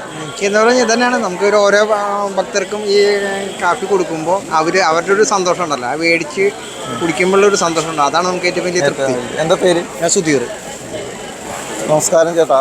ഞങ്ങൾ രാവിലെ 3 മണി തൊട്ട് ഇത് കൊടുത്തു തുടങ്ങും. പിന്നെ ഇതിൽ ബിസ്ക്കറ്റ് ഉണ്ട്, ഉണ്ണിയപ്പം ഉണ്ട്, ഇതൊക്കെ കൊടുക്കും എല്ലാവർക്കും. അത് ലൈനിൽ നടന്ന് കൊടുക്കും. കുട്ടികൾക്കൊക്കെ വേണ്ടി തണുത്ത കാപ്പി കൊടുക്കും. അങ്ങനെയല്ല, ഞങ്ങൾ 15 വർഷമാണ് ഇപ്പോൾ ആയിട്ടുള്ളത്. ഇനിയും വീണ്ടും ഞങ്ങൾ ഇതേപോലെ തന്നെ നമ്മൾ മറ്റുള്ള സംസ്ഥാനങ്ങളെയൊക്കെ അപേക്ഷിച്ച് നമ്മുടെ കേരളത്തിൽ, പ്രത്യേകിച്ച് നമ്മുടെ തൃശ്ശൂർ ജില്ലയിൽ ഒരുപാട് ആരാധനാലയങ്ങളൊക്കെ ഉള്ള സ്ഥലമാണ്. അപ്പോൾ ഇവിടെ ഒരു ദർശനം നടത്താൻ വരുന്നവർക്കൊരു പ്രത്യേക ഒരു പണം അധികമായി ചിലവാക്കേണ്ട ഒരു ആവശ്യങ്ങളൊന്നുമില്ല. ഇങ്ങനെയുള്ള ചെറിയ കാര്യങ്ങൾക്കൊക്കെ സൗജന്യമായിട്ട് ഒരുപാട് കാര്യങ്ങളിവിടെ നടത്തുന്നുണ്ട്. ഉണ്ണിയപ്പം, അതുപോലെ തന്നെ മറ്റുള്ള ബിസ്ക്കറ്റ്, അതുപോലെ കാപ്പി ഉള്ള ലൈനിൽ എത്തിച്ചു കൊടുക്കണു. എല്ലാവർക്കും വേണ്ട വെള്ളം കൊടുക്കണു. തല ചുറ്റി വീണവർ ഞങ്ങൾ ആംബുലൻസിൽ ഞങ്ങൾ കൊണ്ടുപോയി എത്തിക്കുന്നു. വണ്ടി ഞങ്ങൾ ഇട്ടിട്ടുണ്ട്, ആംബുലൻസ് ഞങ്ങൾ ഇട്ടിട്ടുണ്ട്. ദേവസ്വത്തിൻ്റെ എന്നാലും ഞങ്ങളാണ് ഇതൊക്കെ ചെയ്യുന്നത്. അവിടെ ഉള്ളിലേക്ക് എത്തിച്ചു കൊടുക്കുന്നു. ഇപ്പോൾ ശരിക്കും ഒരു തൃപ്രയാർ എന്നൊരു നാടിൻ്റെ ഒരു ഉത്സവം പോലെ ഞങ്ങൾക്കിത് ഭയങ്കര പുലർച്ചെ 2 മണിക്ക് ഞങ്ങൾ വരും. എന്നിട്ട് 2 മണിക്കൊട്ട് തുടങ്ങും. ഞങ്ങൾക്ക് അത്രയും ഇഷ്ടമാണ്. ഒരുപാട് ആളുകളുടെ എന്താ പറയുക, ഒരു കരുതൽ, അതുപോലെ സഹകരണത്തിൻ്റെ ഒരു വലിയൊരു മാതൃകയാണ് നാലമ്പല ദർശനം ഇപ്പോൾ ആയിക്കൊണ്ടിരിക്കുന്നത്. കാരണം ആദ്യകാലങ്ങളിൽ കുറച്ച് ആളുകളായിരുന്നു. എന്നാൽ കാലഘട്ടം കഴിയുന്നതോറും വാഹന സൗകര്യങ്ങൾ കൂടുന്നതോറും ആളുകളുടെ സ്ഥിതിഗതികൾ മെച്ചപ്പെടുന്നതോറും തീർത്ഥാടനം വലിയ രീതിയിൽ ആയിക്കൊണ്ടിരിക്കുകയാണ്. നമുക്ക് നാലമ്പലത്തിൻ്റെ വിശേഷങ്ങളിലൂടെ തന്നെ പോവാം. ഇപ്പോൾ സമയം 6:41 നട അടച്ചിരിക്കുന്ന ഒരു സമയമാണ് എന്നാണ് നമുക്ക് മനസ്സിലാവുന്നത്. ഇവിടെ ഒരുപാട് സ്ഥലങ്ങളിൽ നിന്ന് വന്ന ആളുകളുണ്ട്. നമുക്ക് ചോദിച്ചാൽ. നമസ്കാരം ചേട്ടാ. നാലമ്പല ദർശനം ചേട്ടൻ എവിടെ നിന്നാണ് വരുന്നത്? വടകര. എപ്പോൾ പുറപ്പെട്ടപ്പോൾ? രാത്രി പുറപ്പെട്ടു. ഞങ്ങൾ ഗുരുവായൂർ വന്ന് അവിടെ നിന്ന് ഫ്രഷായിട്ട് ഇങ്ങോട്ട് പോകുന്നു. അപ്പോൾ ഇതിനു മുമ്പ് വന്നിട്ടുണ്ടോ? നാലമ്പല യാത്രയായിട്ട് വന്നിട്ടില്ല. നിങ്ങൾ ഏകദേശം എത്ര ആൾക്കാർ വന്നു? ഞങ്ങൾ 42 ആളുകൾ.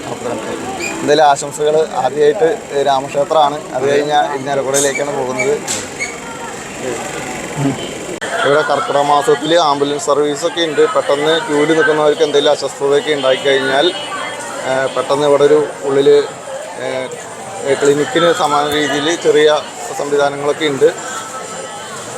അപ്പോൾ എല്ലാവിധ സജ്ജീകരണങ്ങളോടുകൂടി തന്നെയാണ് ഇവിടെ ചെയ്യുന്നത്. ക്യൂ സംവിധാനം, അതുപോലെ സെക്യൂരിറ്റി, എല്ലാവരും തന്നെ വളരെ ജാഗ്രതയോടുകൂടി വൃത്തിയോട് തന്നെ നിൽക്കുന്നു.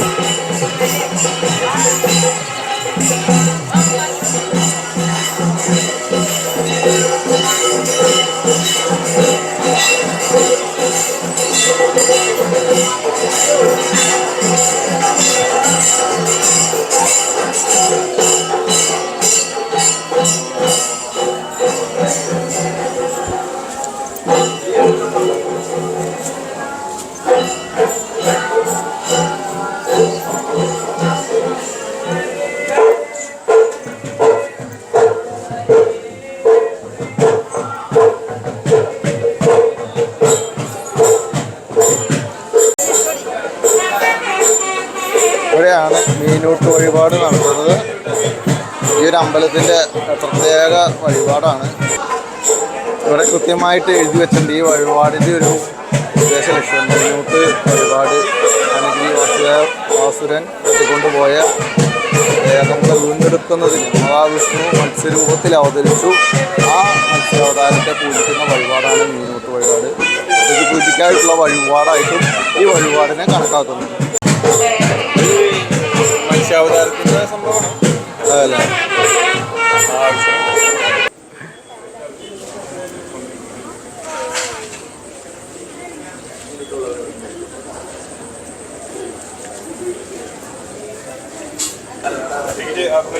കൗണ്ടറിൽ നിന്നും മീനൂട്ട് വഴിപാടിൻ്റെ റെസീറ്റ് വാങ്ങിയ ശേഷം ഇവിടെ കൊടുത്തു കഴിഞ്ഞാൽ ഇതുപോലെ ഒരു ചെറിയൊരു പാത്രത്തിൽ പച്ചരി കിട്ടും. അത് നമുക്കിവിടെ പുഴയിൽ കൊടുക്കുകയാണ്. അപ്പോൾ പുഴയിൽ മീനുകളൊക്കെ ഉണ്ട്.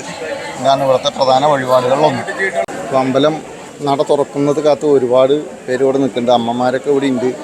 ഗ്രൂപ്പായിട്ടും അതുപോലെ അമ്പലത്തിൽ നിന്നും അങ്ങനെ ഒരു പ്രദേശത്തു നിന്നൊക്കെ കൂട്ടായ്മയൊക്കെ ആയിട്ടാണ് വന്നിരിക്കുന്നത്. നമസ്കാരം. പയ്യന്നൂർ. എപ്പോൾ പുറപ്പെട്ടു? ഇന്നലെ രാവിലെ 6:30. ഇതിനു മുമ്പ് നാലമ്പല ദർശനത്തിന് വന്നിട്ടുണ്ടോ? ഇവിടെ വന്നിട്ടില്ല. ഇവിടെ ആദ്യമായിട്ടാണ്. ഇവിടെ വന്നിട്ടില്ല എന്ന് പറയുമ്പോൾ കോട്ടയം ഭാഗത്ത് പോയിട്ടുണ്ടോ? അല്ലേ, അവിടെ പോയിട്ടുണ്ട്. എന്താ പേര്? ശ്യാമള. ചേച്ചി? മാവേലിക്കര. എങ്ങനെയുണ്ട് ഇവിടെ വന്നപ്പോൾ നാലമ്പല ഞങ്ങൾ വെളുപ്പിനെ ഒരു 4 മണിയായപ്പോഴത്തേന് എത്തി. 4 മണിയായപ്പോൾ. അപ്പോൾ 4 മണിക്ക് മുതൽ നിൽക്കുന്ന ക്യൂ ആണല്ലേ. ഇപ്പോൾ സമയം 7-8 അപ്പോൾ വലിയൊരു തിരക്ക് ഇപ്പോഴും ഉണ്ട്. ശരിക്കും ഇന്നലെയൊക്കെ ഭയങ്കര ലേറ്റ് ആയിട്ടാണ് ആളുകൾ ശനി ഞായർ ദിവസങ്ങളിലൊക്കെ. ഇന്നിപ്പം തിങ്കളാഴ്ച ആയതുകൊണ്ട് ഇന്ന് അവധി ദിവസമല്ലേ, വർക്കിംഗ് ഡേ ആയതുകൊണ്ട് ആള് കുറവായിരിക്കും എന്നൊക്കെ വിചാരിച്ചിട്ടുണ്ടെങ്കിൽ. നിങ്ങൾ എത്ര പേരാണ് അവിടെ നിന്ന് വന്നിരിക്കുന്നത്? 48 പേര്. 48 പേര് ഒരു ബസ്സിലുള്ള ആളുകളാണ്. ഒരു ബസ്സിലാണ്. നമസ്കാരം. നിങ്ങളൊക്കെ ഒരു ടീമാണോ? കണ്ണൂര് കക്കാട് കുഞ്ഞിപ്പള്ളി. ഇന്നലെ രാവിലെ പുറപ്പെട്ടു. ഓക്കെ. അപ്പോൾ എന്തായാലും ഭഗവാന്റെ അനുഗ്രഹങ്ങൾ ഉണ്ടാവട്ടെ. എന്താണ് ഞങ്ങളുടെ പ്രേക്ഷകരോട് ആദ്യമായിട്ട് വരുന്നതാണ്, അതുകൊണ്ട് ഇത്ര ക്ഷമയോടുകൂടി നിൽക്കുന്നത്. എത്ര പേരാണ് നിങ്ങൾ? നമ്മള് കുറേ ആളുണ്ട്, 40-50 ആളുണ്ട്. 50 പേര് വന്നത്. ഓക്കെ. ഓരോ ഭാഗത്തുനിന്ന് വരുന്നതാണ്. ഇവര് കണ്ണൂരിൽ നിന്ന് വന്നവരാണ്. ഇവരുടെ ഒപ്പമുള്ള ടീമാണ്. നമ്മള് വളരെ ദൂരത്ത് വരുന്നതല്ലേ, എന്നാലും നല്ല സന്തോഷമുണ്ട് ഇങ്ങനെ നിൽക്കാൻ കഴിഞ്ഞതിൽ. രാമനെ കാണാൻ വേണ്ടിയിട്ട് ആദ്യമായിട്ട് വരുന്നതാണ്. ഇനി നിങ്ങൾ പോയി പറഞ്ഞറിയുമ്പോഴാണ് നിങ്ങളുടെ പ്രദേശത്തെ ആളുകളൊക്കെ ഇനി അടുത്ത വർഷം കൂട്ടമായിട്ട്. ഞങ്ങളിങ്ങനെ പോയത് കൊണ്ട്. എന്താ നമ്മുടെ പേര്? നളിനി. ഓക്കെ, ശരി. ഇവിടെ മുന്നറിയിപ്പ് ബോർഡൊക്കെ ഉണ്ട്. നമ്മുടെ മാലമോഷ്ടാക്കളായി ഇവരെ സൂക്ഷിക്കുക എന്നുള്ളതാണ് നമ്മുടെ കേരള പോലീസ് ചെയ്തതാണ്. പ്രത്യേകിച്ച് അമ്പലങ്ങളിലൊക്കെ വരുന്നവർ ശ്രദ്ധിക്കണം. പരമാവധി മാലകൾ അതുപോലെ ആഭരണങ്ങളൊക്കെ ഒഴിവാക്കേണ്ടത് നമ്മുടെ സ്വയം ഒരു കടമയാണ്. നഷ്ടപ്പെട്ട് കഴിഞ്ഞിട്ട് അത് അന്വേഷിച്ച് പോകുക അത്ര എളുപ്പമുള്ള കാര്യമില്ല.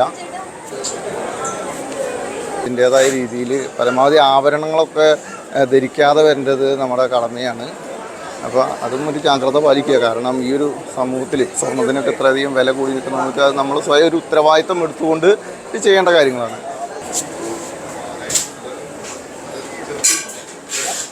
നമ്മുടെ ഒപ്പം പോലീസ് ഉദ്യോഗസ്ഥനുണ്ട്. നമസ്കാരം സാറേ. നമസ്കാരം. നമസ്കാരം. ഈ നാലമ്പല ദർശനം ഓരോ വർഷം കൂടുന്തോറും തിരക്ക് കൂടി വരികയാണല്ലോ. ഈ വർഷം എങ്ങനെയുണ്ട്? തിരക്കുണ്ട്, അത്യാവശ്യം തിരക്കുണ്ട്. കഴിഞ്ഞ ദിവസങ്ങളിലൊക്കെ നല്ല തിരക്കായിരുന്നു. ഇന്ന് പൊതുവേ രാവിലത്തെ കാലാവസ്ഥയുടെ ഇതുകൊണ്ടാണെന്ന് തോന്നുന്നു. എന്നാലും അത്യാവശ്യം തിരക്കുണ്ട്.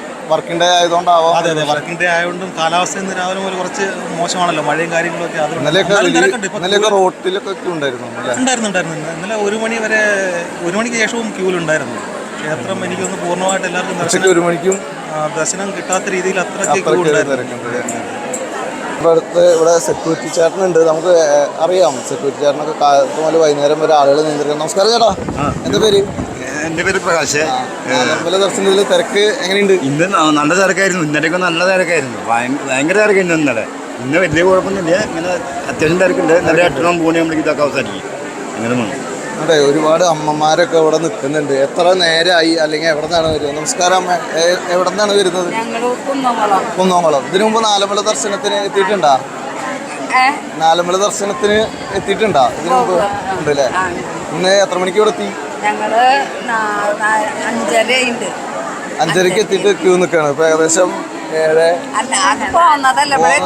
അപ്പൊ ഏകദേശം 7:15 ഈ സമയം. അപ്പോൾ ഇടദിവസം ആയിട്ട് പോലും, വർക്കിൻ്റെ ആയിട്ട് പോലും വലിയൊരു തിരക്കാണ് അനുഭവപ്പെടുന്നത്. എന്തായാലും നാലമ്പല ദർശനം പുണ്യം തേടിയുള്ള ഈ ഒരു യാത്രയിൽ ഞങ്ങളുടെയും ആശംസകൾ. വിവിധ ദേശങ്ങളിൽ നിന്നാണ് നമ്മൾ സൂചിപ്പിച്ചു. ഇവിടെ നമ്മുടെ ഒപ്പം കുറച്ച് അമ്മമാരുണ്ട്. അമ്മമാരെ എവിടെ നിന്ന് വരുന്നത്? കരുനാഗപ്പള്ളി. ഇതിനു മുമ്പ് നാലമ്പല ദർശനത്തിന് വന്നിട്ടുണ്ടോ? അപ്പൊ എല്ലാ പ്രാവശ്യം വരുന്നതാണ്. നിങ്ങൾ ഏകദേശം എത്ര പേരാണ് അവിടെ വന്നത്? 10-30 പേരുണ്ട്. 60 പേര്. അപ്പോൾ ബസ്സിലാണ് വന്നത്. ഇന്ന് എത്ര മണിക്ക് എത്തി? ഇപ്പോൾ ഇവിടെ എത്ര മണിക്ക് ഇവിടെ എത്തി? 5 മണിക്ക് എത്തി. ഓക്കെ.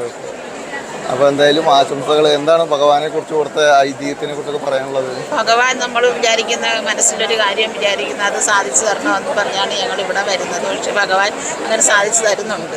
അതുകൊണ്ട് പിന്നെയും ഇവിടെ ക്ഷേത്ര ദർശനത്തിന് വരണമെന്ന് ഒരു ആഗ്രഹം. അതുകൊണ്ട് ഞങ്ങൾ വരുന്നു. അതായത് പൂരങ്ങളുടെ നാടാണ് തൃശ്ശൂർ, അതുപോലെ തന്നെ ഉത്സവങ്ങളുടെയൊക്കെ നാടാണ് തൃശ്ശൂർ. നിങ്ങളുടെ ആ ഭാഗത്ത് ഇതുപോലെയുള്ള വലിയൊരു ആരാധനാ കേന്ദ്രങ്ങളുണ്ടോ? ക്ഷേത്രങ്ങൾ ഉണ്ട്, എങ്കിലും ഇത്രയും വലിയ ക്ഷേത്രങ്ങളില്ല. കാട്ടുനട ക്ഷേത്രമൊക്കെ ഇങ്ങനെ ഭയങ്കര. ഇവിടെ ഒരു ചേട്ടൻ ഓടി നടക്കുന്നുണ്ട്. അപ്പൊ നമുക്ക് ചേട്ടാ നമസ്കാരം. എങ്ങനെയുണ്ട് തിരക്ക്? അത്യാവശ്യം കുഴപ്പമില്ല. എൻ്റെ വീട് പാലക്കാട് നമ്മുടെ അടുത്താണ്. നമ്മുടെ നെന്മാറക്കാരനാണ് കേട്ടോ. നമ്മുടെ ചാനല് വടക്കഞ്ചേരി അപ്ഡേഷൻ മുതൽ തൃശ്ശൂർ അപ്ഡേഷൻ വരെ നമുക്കുണ്ട്. ചേട്ടാ ഇവിടെ എത്ര നാളായി നിൽക്കുന്നു? താൽക്കാലികമായിട്ട് 1 മാസത്തിന് വേണ്ടി വന്നതാണ്. ഇന്നിപ്പോൾ 10-14 കഴിഞ്ഞ ദിവസങ്ങളുടെ തിരക്ക് എങ്ങനെയുണ്ടായിരുന്നു? കഴിഞ്ഞ ദിവസം ഒരു രക്ഷയില്ലാത്ത തിരക്കാണ്. നല്ല തിരക്ക് തന്നെയാണ്. ഇനിയിപ്പോൾ ഇനി വരുന്ന ഞായറാഴ്ചകളിൽ നല്ലപോലെ തിരക്കാണ്. ഈ മാസം മുഴുവൻ ഇവിടെ ഉണ്ട്. 31-ാം തീയതി വരുന്നുണ്ട്. കർക്കിടക മാസം ചിങ്ങം 1-ന് ഞങ്ങൾ ഇവിടുന്ന് പറഞ്ഞു താൽക്കാലികമായിട്ട്.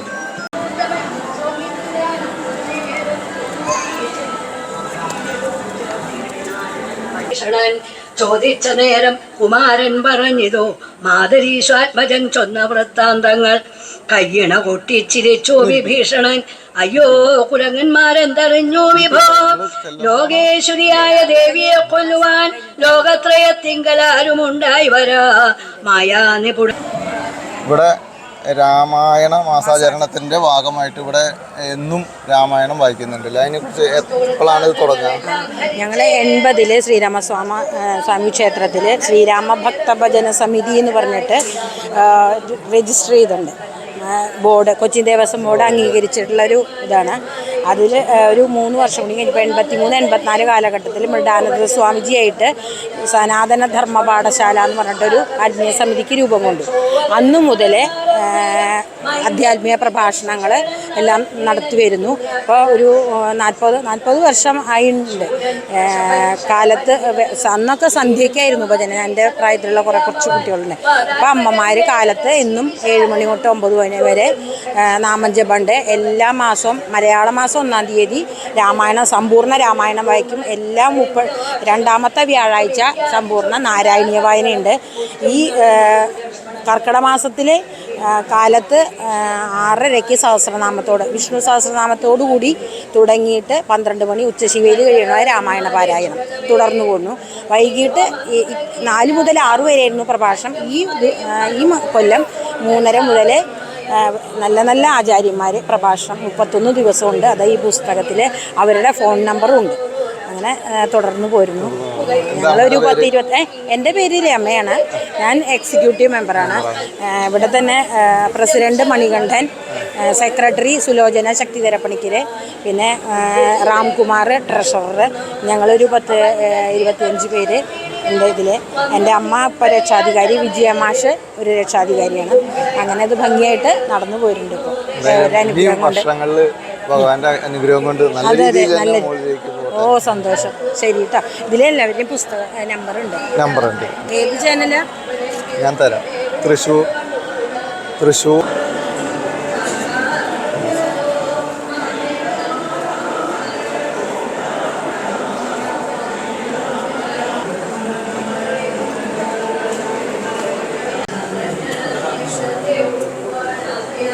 രാവിലെ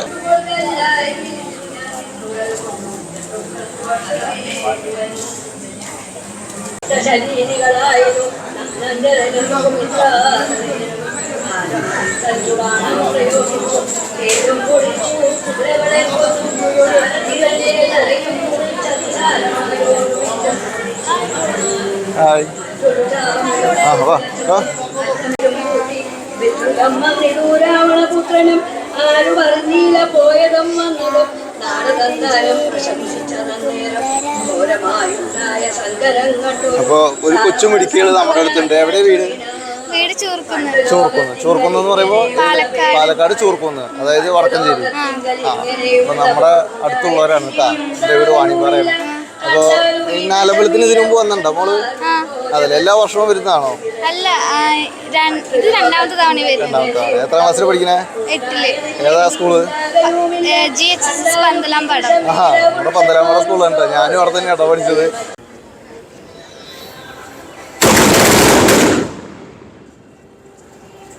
നമസ്കാരം. നമ്മുടെ ഇവിടെ ബൊമ്മയൊക്കെ വിൽക്കുന്ന ഒരു ചേട്ടനുണ്ട്. നമസ്കാരം ചേട്ടാ. മഴ ഒരു വലിയ പ്രശ്നമാണ്. കച്ചവടം വളരെ മോശം. അതല്ലേ, നമ്മുടെ ആകെ 3-4 ദിവസമായിട്ട് വളരെ മോശമാണ് കച്ചവടം. ആളുകൾ ഒരുപാട് വരുന്നുണ്ടല്ലേ? ഇഷ്ടം പോലെ ഉണ്ട്.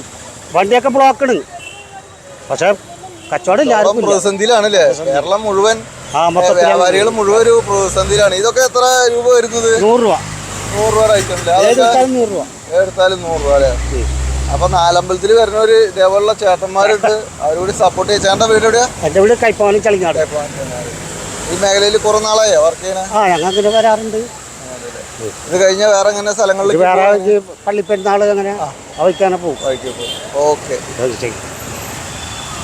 നാലമ്പല ദർശനത്തിൽ ആദ്യമായി ദർശനത്തിനെത്തുന്ന ശ്രീരാമക്ഷേത്രം, അതായത് തൃപ്രയാർ ശ്രീരാമക്ഷേത്രത്തിലെ വിശേഷങ്ങളാണ് നമ്മൾ കണ്ടത്.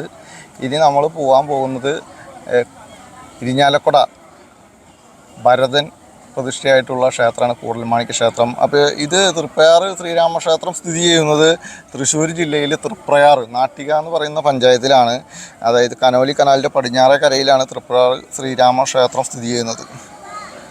ഇവിടുത്തെ വിഗ്രഹം വരുന്നത് ചതുർബാഹു വിഗ്രഹമാണ് ഇവിടെ ഉള്ളത്.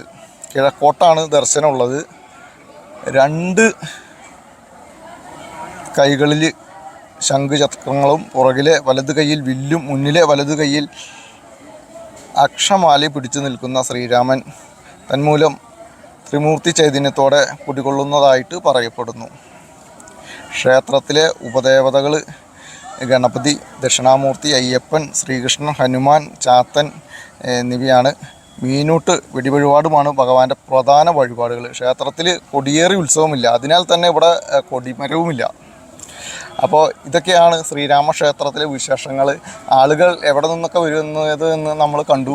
അതുപോലെ തന്നെ ഈ ഒരു രാമായണ മാസം, ഒരു എന്താ പറയുക, നമ്മുടെ കർക്കിടക മാസം, അതായത് പഞ്ഞമാസം എന്നൊക്കെ നമ്മൾ പറയുന്ന ഈ മാസത്തിൽ ആദ്യത്തെ അമ്പലത്തിലെ വിശേഷങ്ങളാണ്. ഇനി നമുക്ക് കൂടൽമാണിക്യ ക്ഷേത്രത്തിലേക്ക് പോകാം. രാമായണ മാസത്തിലെ നാലമ്പല യാത്ര, നമ്മൾ ശ്രീരാമക്ഷേത്രത്തിൻ്റെ വിശദമായിട്ടുള്ള വീഡിയോ കണ്ടു. അതുപോലെ തന്നെ ഇപ്പോൾ നമ്മൾ എത്തിയിരിക്കുന്നത് രണ്ടാമതായി പോകുന്ന ഭരതക്ഷേത്രത്തിലാണ്. അതായത് ഇരിഞ്ഞാലക്കുട കൂടൽമാണിക്യ ക്ഷേത്രം. തൃപ്രയാർ കഴിഞ്ഞാൽ നേരെ പല വഴികളുണ്ട്. അതുകൊണ്ട് വഴികളെക്കുറിച്ചുള്ള കാര്യങ്ങളും നമ്മളിപ്പോൾ സൂചിപ്പിക്കുന്നില്ല. ഇവിടുത്തെ ഐതിഹ്യങ്ങളും മറ്റു വിശേഷങ്ങളും നമുക്ക് ചോദിച്ചറിയാം. അപ്പോൾ നമ്മൾ കൂടൽമാണിക്യ ക്ഷേത്രത്തിലാണ്. ഭരതക്ഷേത്രമാണ്. ഇവിടെ ഇതിനെക്കുറിച്ചും ഇവിടുത്തെ വഴിപാടുകളെ കുറിച്ചൊക്കെ സംസാരിക്കുന്നതിനായിട്ട് ഡോക്ടർ മുരളി ഹരിതൻ നമ്മുടെ ഒപ്പം ഉണ്ട്. നമുക്ക് നേരിട്ട് തന്നെ ചോദിച്ചറിയാം. കാരണം ഒരുപാട് ആളുകൾ ഇവിടെ വരുന്നുണ്ട്. പലരും കേട്ട് അറിഞ്ഞ് വരുന്നവരാണ്. അപ്പോൾ നമ്മൾ മറ്റ് ക്ഷേത്രങ്ങളിലെ വിശദമായ കാര്യങ്ങൾ അറിഞ്ഞ് ഇവിടെയും. സാർ, ഇപ്പോൾ ഈ കർക്കിടക മാസത്തിൽ ഒരുപാട് തിരക്ക് ഇങ്ങനെ ഓരോ വർഷം തോറും വർദ്ധിച്ചു വരികയാണ്. നമ്മുടെ ഈ അമ്പലവുമായി ബന്ധപ്പെട്ട് എന്താണ് പറയാൻ? പറഞ്ഞു. ഈ പദ്ധതി ക്ഷേത്രങ്ങളുടെ ഒന്നായ ഒരുപാട് പ്രത്യേകതകളുള്ള ഈ അനുഷ്ഠാനങ്ങൾക്കും ആചാരങ്ങൾക്കും ഒരുപാട് സ്ഥാനം കൊടുക്കുന്ന ഒരു ക്ഷേത്രമാണ് കുടൽമാണിക്യ ക്ഷേത്രം. ഇവിടെ മറ്റു ക്ഷേത്രങ്ങളെ അപേക്ഷിച്ചിട്ട് ഇവിടെ ആഘോഷങ്ങളെക്കാൾ കൂടുതൽ ഭക്തിക്കാണ് നമ്മളെന്നും പ്രാധാന്യം കൊടുക്കുന്നത്. കാരണം ഇവിടുത്തെ പ്രതിഷ്ഠാ സങ്കല്പം എന്ന് പറഞ്ഞത് ശ്രീരാമൻ്റെ പാദുകം, വനവാസത്തിന് പോയ ശ്രീരാമൻ്റെ പാദുകം കൊണ്ടുവന്ന് പൂജിച്ചുകൊണ്ടിരിക്കുന്ന ഭരതൻ്റെ ആ മനസ്സാണ് ഇവിടുത്തെ പ്രതിഷ്ഠാ സങ്കല്പം. അതുകൊണ്ട് തന്നെ ഇവിടെ മറ്റു ക്ഷേത്രങ്ങളിൽ നിന്നും വ്യത്യസ്തമായിട്ട് ഈ ക്ഷേത്രത്തിൽ ദീപാരാധനയില്ല, അതുപോലെ തന്നെ മറ്റ് ഉപദേവന്മാരില്ല. കൂടുമാണിക്യസ്വാമിയാണ് എല്ലാം. ബാക്കി ഹനുമാൻ്റെ ഒരു സങ്കല്പം ഈ ക്ഷേത്രത്തിലുണ്ടെങ്കിലും വേറെ ഒരു ഉപദേവതകളും ഇവിടെ ഇല്ല. പൂജ മുഴുവൻ, കാരണം അദ്ദേഹത്തിന് കൊടുക്കുന്ന പൂജ അത് നേരിട്ട് ശ്രീരാമനിലേക്കാണ് പൂജിക്കുന്നത്. ആ ഒരു സങ്കല്പത്തോട് കൂടിയിട്ട് ഇരിക്കുന്ന ഭാവത്തിലാണ് ഇവിടെ നമ്മൾ പൂജ ചെയ്യുന്നതും ഇവിടെ ആളുകൾ തൊഴുന്നതും. കുറച്ചു കാലം മുമ്പ് വരെ ലോകത്തിൽ ഒരൊറ്റ ഭരതക്ഷേത്രം ഉണ്ടായിരുന്നുള്ളൂ. അത് ഇപ്പോൾ ഭരതക്ഷേത്രങ്ങൾ ചെറുതായിട്ടൊക്കെ തുടങ്ങിയിട്ടുണ്ടെങ്കിലും ഒരു പ്രൗഢമായ ഒരു ഭരതക്ഷേത്രം ഇന്ന് ലോകത്തിൽ പറയാവുന്നത് കുടൽമാണിക്യ ക്ഷേത്രം തന്നെയാണ്. രാവിലെ 3:30 നട തുറന്ന് 7:45 എതിർത്ത പൂജയ്ക്ക് അടച്ച് 8:15 നട തുറന്നാൽ പിന്നീട് 11:30 ശേഷം ഉച്ചപൂജയ്ക്ക് നട അടയ്ക്കും. വൈകുന്നേരം 5 മണിക്ക് തുറന്ന് 7:45 അത്താഴ പൂജ കഴിഞ്ഞ് 8:15 നട തുറന്നാൽ പിന്നെ ഒരു അരമണിക്കൂർ സാധാരണ ദിവസങ്ങളിൽ. നാലമ്പല ദിവസങ്ങളിൽ ഉച്ചയ്ക്കുള്ള കാര്യം എങ്ങനെയാണെന്ന് വെച്ചാൽ ഇവിടെ ആയിരക്കണക്കിന് 10,000-കണക്കിന് ആളുകളാണ് ഉച്ചയ്ക്ക് നട അടയ്ക്കുമ്പോൾ നിൽക്കുന്നത്. കഴിയുന്ന അതെ ഇന്ത്യയിൽ നിന്ന് പല ഭാഗത്തുനിന്നും ഒരുപാട് വരുന്നത്, കേരളത്തിന് പുറത്തുനിന്നും വരുന്നുണ്ട്. ആര്യസമാജത്തിൻ്റെയൊക്കെ നോട്ടീസും കൊണ്ട് ഇവിടെ ഇന്ത്യക്ക് പുറത്ത് ഉള്ളവരും വരുന്നുണ്ട്. അപ്പോൾ അവരെയൊക്കെ കഴിയുന്ന ആളുകളെ അക്കോമഡേറ്റ് ചെയ്യാൻ വേണ്ടിയിട്ടാണ് നട അടയ്ക്കുക. നമ്മൾ ആ ക്ലിപ്തത നാലമ്പലക്കാലത്ത് നമ്മൾ ശനി ഞായർ ദിവസങ്ങളിൽ ഒഴിവാക്കാറുണ്ട്. കാരണം എത്രയോ മണിക്കൂർ ക്യൂ നിൽക്കുന്നവർക്ക് വേണ്ടിയിട്ട് ഇന്നലെ തന്നെ 3:30 നട അടച്ചിട്ട് 4:25 നട തുറന്നു. അപ്പോൾ 1 മണിക്കൂറാണ് ഇവിടെ നമുക്ക് നട അടയ്ക്കാൻ കിട്ടുന്നത്. അപ്പം അതുപോലെ തന്നെ നമ്മൾ ഈ വരുന്ന ഭക്തന്മാർക്ക് ഏറ്റവും സൗകര്യം ചെയ്തു കൊടുക്കുക എന്നുള്ളത് ഒരു ക്ഷേത്രത്തിൻ്റെ ഒരു ധർമ്മമാണ്, ധാർമ്മികമായ കടമയാണ്. കാരണം ചുമരുണ്ടെങ്കിൽ ചിത്രം വരയ്ക്കാൻ പറ്റുള്ളൂ. ഒരുപാട് പ്രതീക്ഷയിൽ വിവിധ ഭാഗത്ത് നിന്ന് ആളുകൾ വരുമ്പോൾ അവർക്കൊരു ബുദ്ധിമുട്ടില്ലാത്ത രീതിയിലുള്ള സജ്ജീകരണങ്ങളാണ്. അതിൻ്റെ ഒപ്പം ഞാൻ തുടക്കത്തിൽ പറഞ്ഞ പോലെ ഇതിൻ്റെ ഒപ്പം തന്നെ ഈ ഒരു ക്ഷേത്രത്തിൻ്റെ ഈ പ്രത്യേകത എന്ന് പറഞ്ഞാൽ അതിൻ്റെ യുണീക്ക്നെസ്സാണ്. നമുക്ക് നട എത്ര സമയമെങ്കിലും അടച്ചിരിക്കണം എന്നുള്ളതുകൊണ്ട് കൂടിയിട്ട് നമ്മൾ അടച്ച്, കാരണം ഇവിടുത്തെ ഒരു ശാസ്ത്രം എങ്ങനെ പറയാമെന്ന് വെച്ചാൽ ഇവിടുത്തെ തിരുമേനിക്ക് രാവിലെ 3 മണിക്ക് വന്നാൽ അദ്ദേഹത്തിൻ്റെ പൂജ കഴിഞ്ഞതിന് ശേഷം ഭക്ഷണം കഴിക്കാൻ പറ്റുള്ളൂ. അത് കഴിഞ്ഞ് ആദ്യം കുളിച്ചു വരണം. അവരില്ലെത്തുനിന്ന് വന്ന് ഇവിടെ മുങ്ങിയിട്ടാണ് ഇവിടെ പൂജ നടത്തുന്നത്. അപ്പോൾ അത്രയും ഞാൻ പറഞ്ഞില്ലേ, എല്ലാം ഒരു അടൂണു നമ്മൾ ഇന്ന് വരെ ഒരു കോംപ്രമൈസിന് പോയിട്ടില്ല, ഇങ്ങോട്ട് പോകാനും പോകണില്ല. കാരണം എന്താ വെച്ചാൽ ഇതുള്ളതുകൊണ്ടാണ് നമുക്കറിയാം ഭക്തർക്ക് എത്ര വരാനും അവർക്കുണ്ടാവുന്ന ഒരു സൗകര്യങ്ങളും ഭഗവാൻ ചെയ്തു കൊടുക്കുന്നത്. അതുകൊണ്ട് തന്നെ ഇവിടുത്തെ പ്രശസ്തമായ വഴിപാട് എന്ന് പറഞ്ഞു കഴിഞ്ഞാൽ താമരമാലയാണ്. ഇവിടെ താമരമാല 108 ചെയ്യുന്ന താമരമാല ഇവിടെ ലോകത്തിൻ്റെ പല ഭാഗത്തു നിന്നും ഈ എന്താ പറയുക അവർ നേരും മഴ ഉണ്ടാവാതിരിക്കാൻ, കല്യാണ ദിവസങ്ങൾ, അങ്ങനത്തെ ഒരുപാട് കാര്യങ്ങൾക്ക് അവനുവേണ്ടി ജോലി കിട്ടാനൊക്കെ ആയിട്ട് അത് വളരെ കൂടുതലാണ്. ഒരു വഴിപാട് എന്നുള്ളത് താമരമാലയാണ് ഈ ക്ഷേത്രത്തിൻ്റെ ഏറ്റവും മുന്തിയ വഴിപാട്. അതിൻ്റെ ഒപ്പം തന്നെ ഈ പ്രാർത്ഥിച്ചിട്ട് ഒരു കാര്യം ചെയ്ത് കഴിഞ്ഞാൽ ഉദരസംബന്ധമായ രോഗങ്ങൾക്കൊക്കെ വളരെ ശ്രേഷ്ഠമായിട്ട് ഇവിടെ പൂജിച്ച് നേദിച്ച് കൊണ്ടുവരുന്ന ഒരു പ്രസാദമാണ് വഴുതനങ്ങയ്ക്ക്. അതും ഈ ക്ഷേത്രത്തിൻ്റെ പ്രത്യേക വഴിപാടാണ്. ഏറ്റവും വലിയ വഴിപാടെന്ന് പറഞ്ഞു കഴിഞ്ഞാൽ ഭഗവാന് കൊടുക്കേണ്ട താമരമാല തന്നെയാണ്. താമരമാലയാണ് ഭഗവാന് ഏറ്റവും ഇഷ്ടം. അത് ചെയ്ത് കഴിഞ്ഞിട്ടുണ്ടെങ്കിൽ എല്ലാവർക്കും അതിൻ്റേതായ ഓരോ ബലം കിട്ടുന്നുണ്ടെന്ന് പറയണോണ്ട് കൂടുതൽ ആളുകൾ അതിലേക്ക് വരികയാണ്. അതുപോലെ തന്നെ ഉദരസംബന്ധമായ രോഗങ്ങൾക്കൊക്കെ വളരെ കേമമാണ് വഴുതനങ്ങ വേദ്യം. ഇവിടെ പൂജിച്ച് നേദിച്ച് കൊടുക്കുന്നതാണ്. അതും ധാരാളം ആളുകൾ കൈപ്പറ്റുന്നുണ്ട്. അതിൻ്റെ ബലം അവർക്കൊക്കെ കിട്ടുന്നുമുണ്ട്. അതുപോലെ തന്നെ നമ്മുടെ കേരളത്തിലെ ഏറ്റവും വലിയ ഉത്സവങ്ങളിൽ ഒന്നാണ്. അതിൻ്റെ ഒരു കാലയളവ് സമയം ഒന്ന് ഇവിടെ തൃശ്ശൂർ പൂരത്തിനോട് ഉത്രത്തിന് കൊടിയേറിയിട്ട് 11 ദിവസം കഴിഞ്ഞിട്ട് ആറാട്ടോട് കൂടിയിട്ടാണ് ഇവിടെ കഴിയുക. തൃശ്ശൂർ പൂരത്തിൻ്റെ പിറ്റേ ദിവസം ഇവിടെ കൊടിയേറും. 11 ദിവസം കഴിഞ്ഞാൽ ഇവിടെ ആറാട്ടാണ്. ഇതിൻ്റെ പണ്ട് കാലത്ത് എങ്ങനെയാണെങ്കിൽ ഇതോടുകൂടെ കേരളത്തിലെ ഉത്സവങ്ങളുടെ സമാപ്തിയാണ്, പിന്നെ ഇല്ല. അതുകൊണ്ട് തന്നെ പണ്ട് കാലത്ത് എങ്ങനെയാണെന്ന് വെച്ചാൽ 15 ദിവസം മുമ്പ്, പണ്ട് ഈ ക്ഷേത്ര ബന്ധപ്പെട്ട മാരാർ അവർക്കൊക്കെ വേറെ സ്ഥലത്തൊന്നും ജോലി ഇല്ലാത്ത സമയത്ത് ഇവിടുത്തെ ശാസ്ത്രം എങ്ങനെയാണെന്ന് പറഞ്ഞു കഴിഞ്ഞാൽ 15 ദിവസം മുമ്പ് താമസിക്കാം ഉത്സവത്തിന്.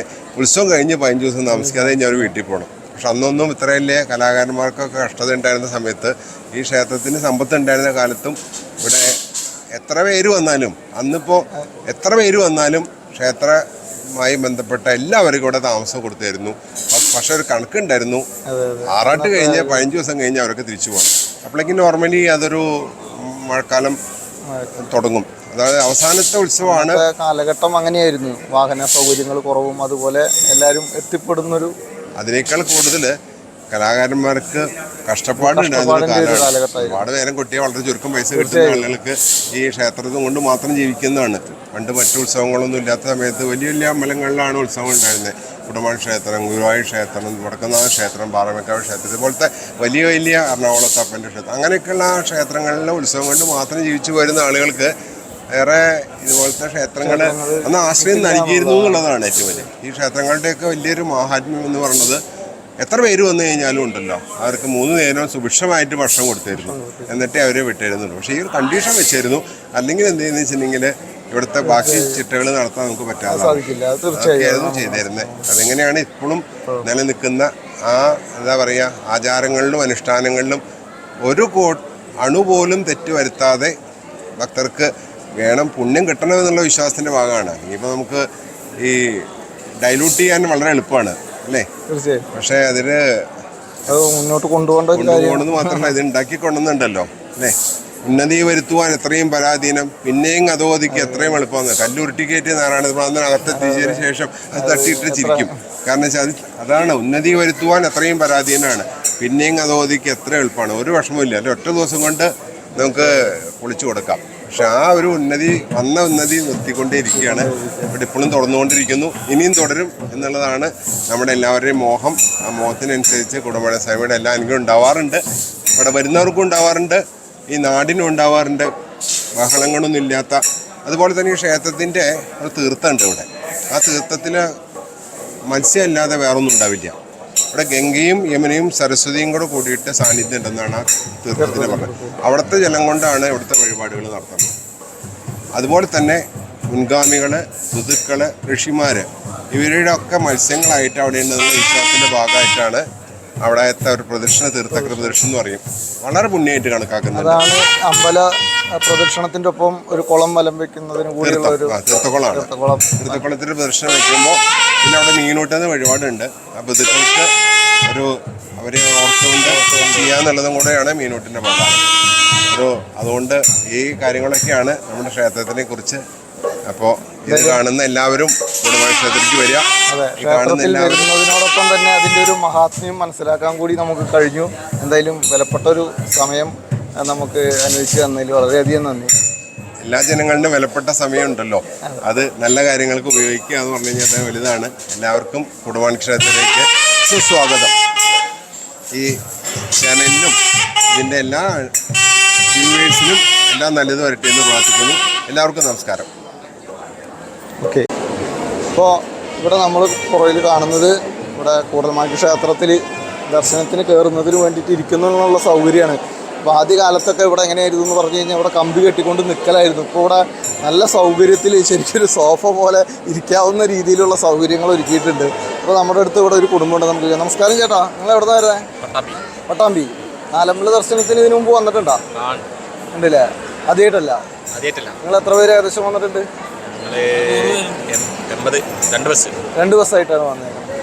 2 ബസ് ആളുകളായിട്ടാണ് ഇവിടേക്ക് വന്നിട്ടുള്ളത്.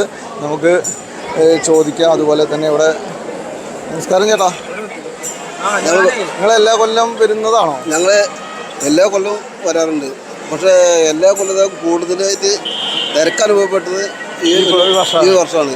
കാലത്ത് എപ്പോൾ പുറപ്പെട്ടു? ഞങ്ങൾ അവിടുത്തെ കാലത്ത് 2-2:30 മണിക്ക് പുറപ്പെട്ടാണ്. അങ്ങനെ തൃപ്രായത്തിൻ്റെ 5:45 ആയിട്ടാണ് എത്തുന്നത്. നല്ല തിരക്കായിരുന്നു ഇപ്പോൾ. അപ്പോൾ ഇത് നല്ല തിരക്കാണ് തന്നെ. കാരണം സ്വാഭാവികമായിട്ടും ശനിയാഴ്ച ഞായറാഴ്ച ദിവസങ്ങളിലാണ് തിരക്ക് വരാറ്. എന്നാൽ ഇപ്പം ഇന്ന് തിങ്കളാഴ്ച ദിവസമാണ് നമ്മളിപ്പോൾ ഈ വീഡിയോ എടുക്കുന്നത്. അന്നും വലിയൊരു തിരക്കാണ് അനുഭവപ്പെട്ടിരിക്കുന്നത്. നമുക്ക് കണ്ടറിയാം, എല്ലാവരും ഇവിടെ ഇരിക്കുകയാണ്. എന്തായാലും ഇങ്ങനൊരു സൗകര്യം ഒരുക്കിയത് എന്തായാലും വളരെ ദേവസ്വം ബോർഡിന് നന്ദി പറയുകയാണ്. കാരണം ഇവിടെ എത്തിക്കഴിയുമ്പോൾ ആളുകൾക്ക് ഇരിക്കാനുള്ള ഒരു സൗകര്യം, പിന്നെ എല്ലാ സൗകര്യങ്ങളും ഒരുക്കിയിട്ടുണ്ട്. ഇത്ര തിരക്കൊന്നുമില്ല, നമ്മൾ തൊഴിലിട്ട് പോയി. ഇത് കർക്കിടക പുണ്യം, അതിന് വേണ്ടിയിട്ടുള്ള. ഇപ്പം ഞാൻ തൃപ്രയാറിന് വരുമ്പോൾ അവിടെയും തൃപ്രയാർ ഇവിടെ ഞാൻ കഴിഞ്ഞ മെയ് മാസത്തിൽ വന്നിരുന്നു, ഇലക്ഷനൊക്കെ കഴിഞ്ഞ സമയത്ത്, കൗണ്ടിങ്ങിന് മുമ്പ്. അപ്പോൾ ഇവിടെ ഞാൻ പോകാതെ കണ്ട് നിഷ്ഠായിട്ട് തൊഴിലൊക്കെ പോയി. ഇപ്പോഴെന്ന് പറയുന്നത് ഈ കർക്കിടക മാസ പുണ്യം അതാണ്. കാരണം എന്ന് വെച്ചാൽ ഉത്സവം നടക്കുമ്പോഴാണ് നമ്മൾ ആഘോഷിക്കുന്നത്. അല്ലാതെ ഇവിടെ ക്ഷേത്രങ്ങൾ കാര്യങ്ങളൊക്കെ ഉണ്ട്, പക്ഷേ നമ്മൾ ഉത്സവം ആഘോഷിക്കുകയാണ്. ഉത്സവം ഭഗവാൻ ആഘോഷിക്കുമ്പോൾ അതോടൊപ്പം നമ്മളും ആഘോഷിക്കണം. നാട്ടുകാർ ആഘോഷിക്കുമ്പോഴാണ് ഭഗവാൻ അതിൽ നിന്നൊരു ഭഗവാനുണ്ടായത്. ഏതായാലും ശരി, കർക്കിടകം എന്ന് പറയുന്നത് സനാതന ധർമ്മത്തെ ഐക്യക്കൂട്ടുന്നൊരു സംഭവമാണ്. കേരളത്തിൽ പ്രത്യേകിച്ച്, കേരളത്തിലാണ് ഇതില്ലാത്തതാണ്. ഈ സനാതന ധർമ്മം അല്ല ഹിന്ദു ധർമ്മമൊന്നും ഇല്ല, അവിടെ രാഷ്ട്രീയമാണ്. പക്ഷേ ഈ കർക്കിടക മാസവും അതേപോലെ വരുന്ന ഈ വിശേഷങ്ങൾ ഈ സമൂഹത്തെ ഐക്യം കൂട്ടുന്നുണ്ട്. പ്രത്യേകിച്ച് ഇന്നത്തെ ഈ വെട്ടും കുത്തും കൊലപാതകവും, ഇപ്പോൾ ഒരു കോളേജിൽ തന്നെ അവർക്ക് ബാങ്ക് വയ്ക്കണം, അല്ലാതെ പറ്റത്തില്ല എന്നൊക്കെ പറയുന്ന ഈ സാഹചര്യത്തിൽ ഈ സമയത്ത് ഈ കർക്കിടക ഐക്യം ശക്തമാണ്, നല്ലതാണ്. ഇതാകണം, ആയേ പറ്റൂ, ആയേം ഇതല്ലേ ഭഗവാൻ പറഞ്ഞല്ലേ, എന്തെങ്കിലും ഒരു കാലത്ത് നടന്നുകൊണ്ടിരിക്കുന്നു. വരുന്നത് ചവറ നീണ്ടകര ദർശനമായിട്ട് വന്ന. അതെ അതെ, നാലമ്പല ദർശനത്തിൽ ഞാൻ പറഞ്ഞില്ല, മെയ് മാസത്തിൽ ഞാൻ വന്നു, സ്വാഭാവികമായിട്ട് വന്നപ്പോൾ ഭഗവാനൊക്കെ തൊഴിൽ പോയി. ഇതിപ്പോൾ നാലമ്പല ദർശനത്തിനായിട്ട് ഞാൻ മാത്രമല്ല, ഞങ്ങൾ 35 ആൾക്കാരുണ്ട് ഒരു വണ്ടിക്കകത്താണ്. അതേപോലെ ഒരുപാട് പേര് വരുന്നുണ്ട്. അപ്പോൾ അത് ഈ നാലമ്പല ദർശന പുണ്യം, കർക്കിടക മാസ പുണ്യം. അപ്പോൾ ഇതിനു മുമ്പ് കഴിഞ്ഞ വർഷങ്ങളിൽ വന്നിട്ടുണ്ടോ? വന്നിട്ടുണ്ട്, ഇതുവരെ വന്നില്ല. ഭാഗവത പാരായണം നമ്മുടെ ദൈവജ്ഞന്മാർ പറഞ്ഞില്ലേ, നിങ്ങൾ എപ്പോൾ വരണമെന്ന് തീരുമാനിക്കുന്ന അദ്ദേഹം. ഞാൻ ഒരുപാട് പ്രാവശ്യം ആലോചിച്ചു. കഴിഞ്ഞ വർഷം ഞങ്ങൾ തീരുമാനിച്ചാലും സാധിക്കാൻ കഴിഞ്ഞത് ഞങ്ങളെ പുത്തന്തറ എന്ന ഗ്രാമത്തിലാണ്, നീണ്ടകര പഞ്ചായത്തിലെ പുത്തന്തറ എന്ന ഗ്രാമം. എന്തായാലും ഈ വർഷമാണ് വരാൻ സാധിച്ചത്, അങ്ങനെ വിളിച്ചത്, അങ്ങനെ സമ്മതിച്ചത്. കാരണം 2 പ്രാവശ്യം ഞാൻ വന്നിട്ടുണ്ടെങ്കിലും അത് വന്നു കഴിഞ്ഞിട്ട്. പക്ഷേ ഇത് ഈ ഉത്സവം, അദ്ദേഹത്തിൻ്റെ ഉത്സവം അല്ല, അവർ 4 പേരുടെ, ശ്രീരാമൻ്റെ സഹോദരങ്ങൾ 4 പേരുടെ ഉത്സവം ആഘോഷിക്കാൻ അവസരം കിട്ടിയെന്നാണ്. അതിനകത്ത് ഞാൻ പുണ്യവാനാണ്. കാരണം 74 വയസ്സായി, ഇനി ഇത് അത്രയും കുഴപ്പമില്ല. അപ്പോൾ അമ്പലത്തിൻ്റെ ഉള്ളിലേക്ക് പ്രവേശിക്കുന്നതിന് ഇപ്പോൾ ഇവിടെ ക്യൂ ഉണ്ട്, ബാക്കിയുള്ളവരൊക്കെ അവിടെ ഇരിക്കുകയാണ്. അപ്പോൾ ഇവർ കയറാൻ നിൽക്കുകയാണ്. അപ്പോൾ എവിടെ നിന്നാണ് വരുന്നത് നമുക്ക് ചോദിക്കാം. നമസ്കാരം, എവിടെ നിന്നാണ് വരുന്നത്? ഞങ്ങൾ വടകരയിൽ നിന്നാണ്. ആദ്യമായിട്ടാണോ അമ്പല ദർശനത്തിന്? അല്ല, ഞങ്ങൾ കൊല്ലം വരാറുണ്ട്. ഏകദേശം എത്ര പേര് വന്നു? ഞങ്ങൾ ഒരു 45ഓളം പേരുണ്ട്. ഫാമിലി ആയിട്ട് എടച്ചേരി നോർത്ത് അയ്യപ്പൻകാവ് ക്ഷേത്രം, ഇവരാണ് ഞങ്ങളെ പിന്നെ നേതൃത്വം നൽകുന്നത്. അപ്പോൾ നേതൃത്വം നൽകുന്ന ചേട്ടനോട് ചോദിക്കാം, എൻ്റെ പേര് രവി. എന്താണ് ഇങ്ങനെ ഒരു കൂട്ടായ്മ സംഘടിപ്പിച്ചത്? എല്ലാ വർഷവും വരാനുള്ളൊരു സാഹചര്യം അല്ലെങ്കിൽ അതിൻ്റെ ഒരു കാരണം?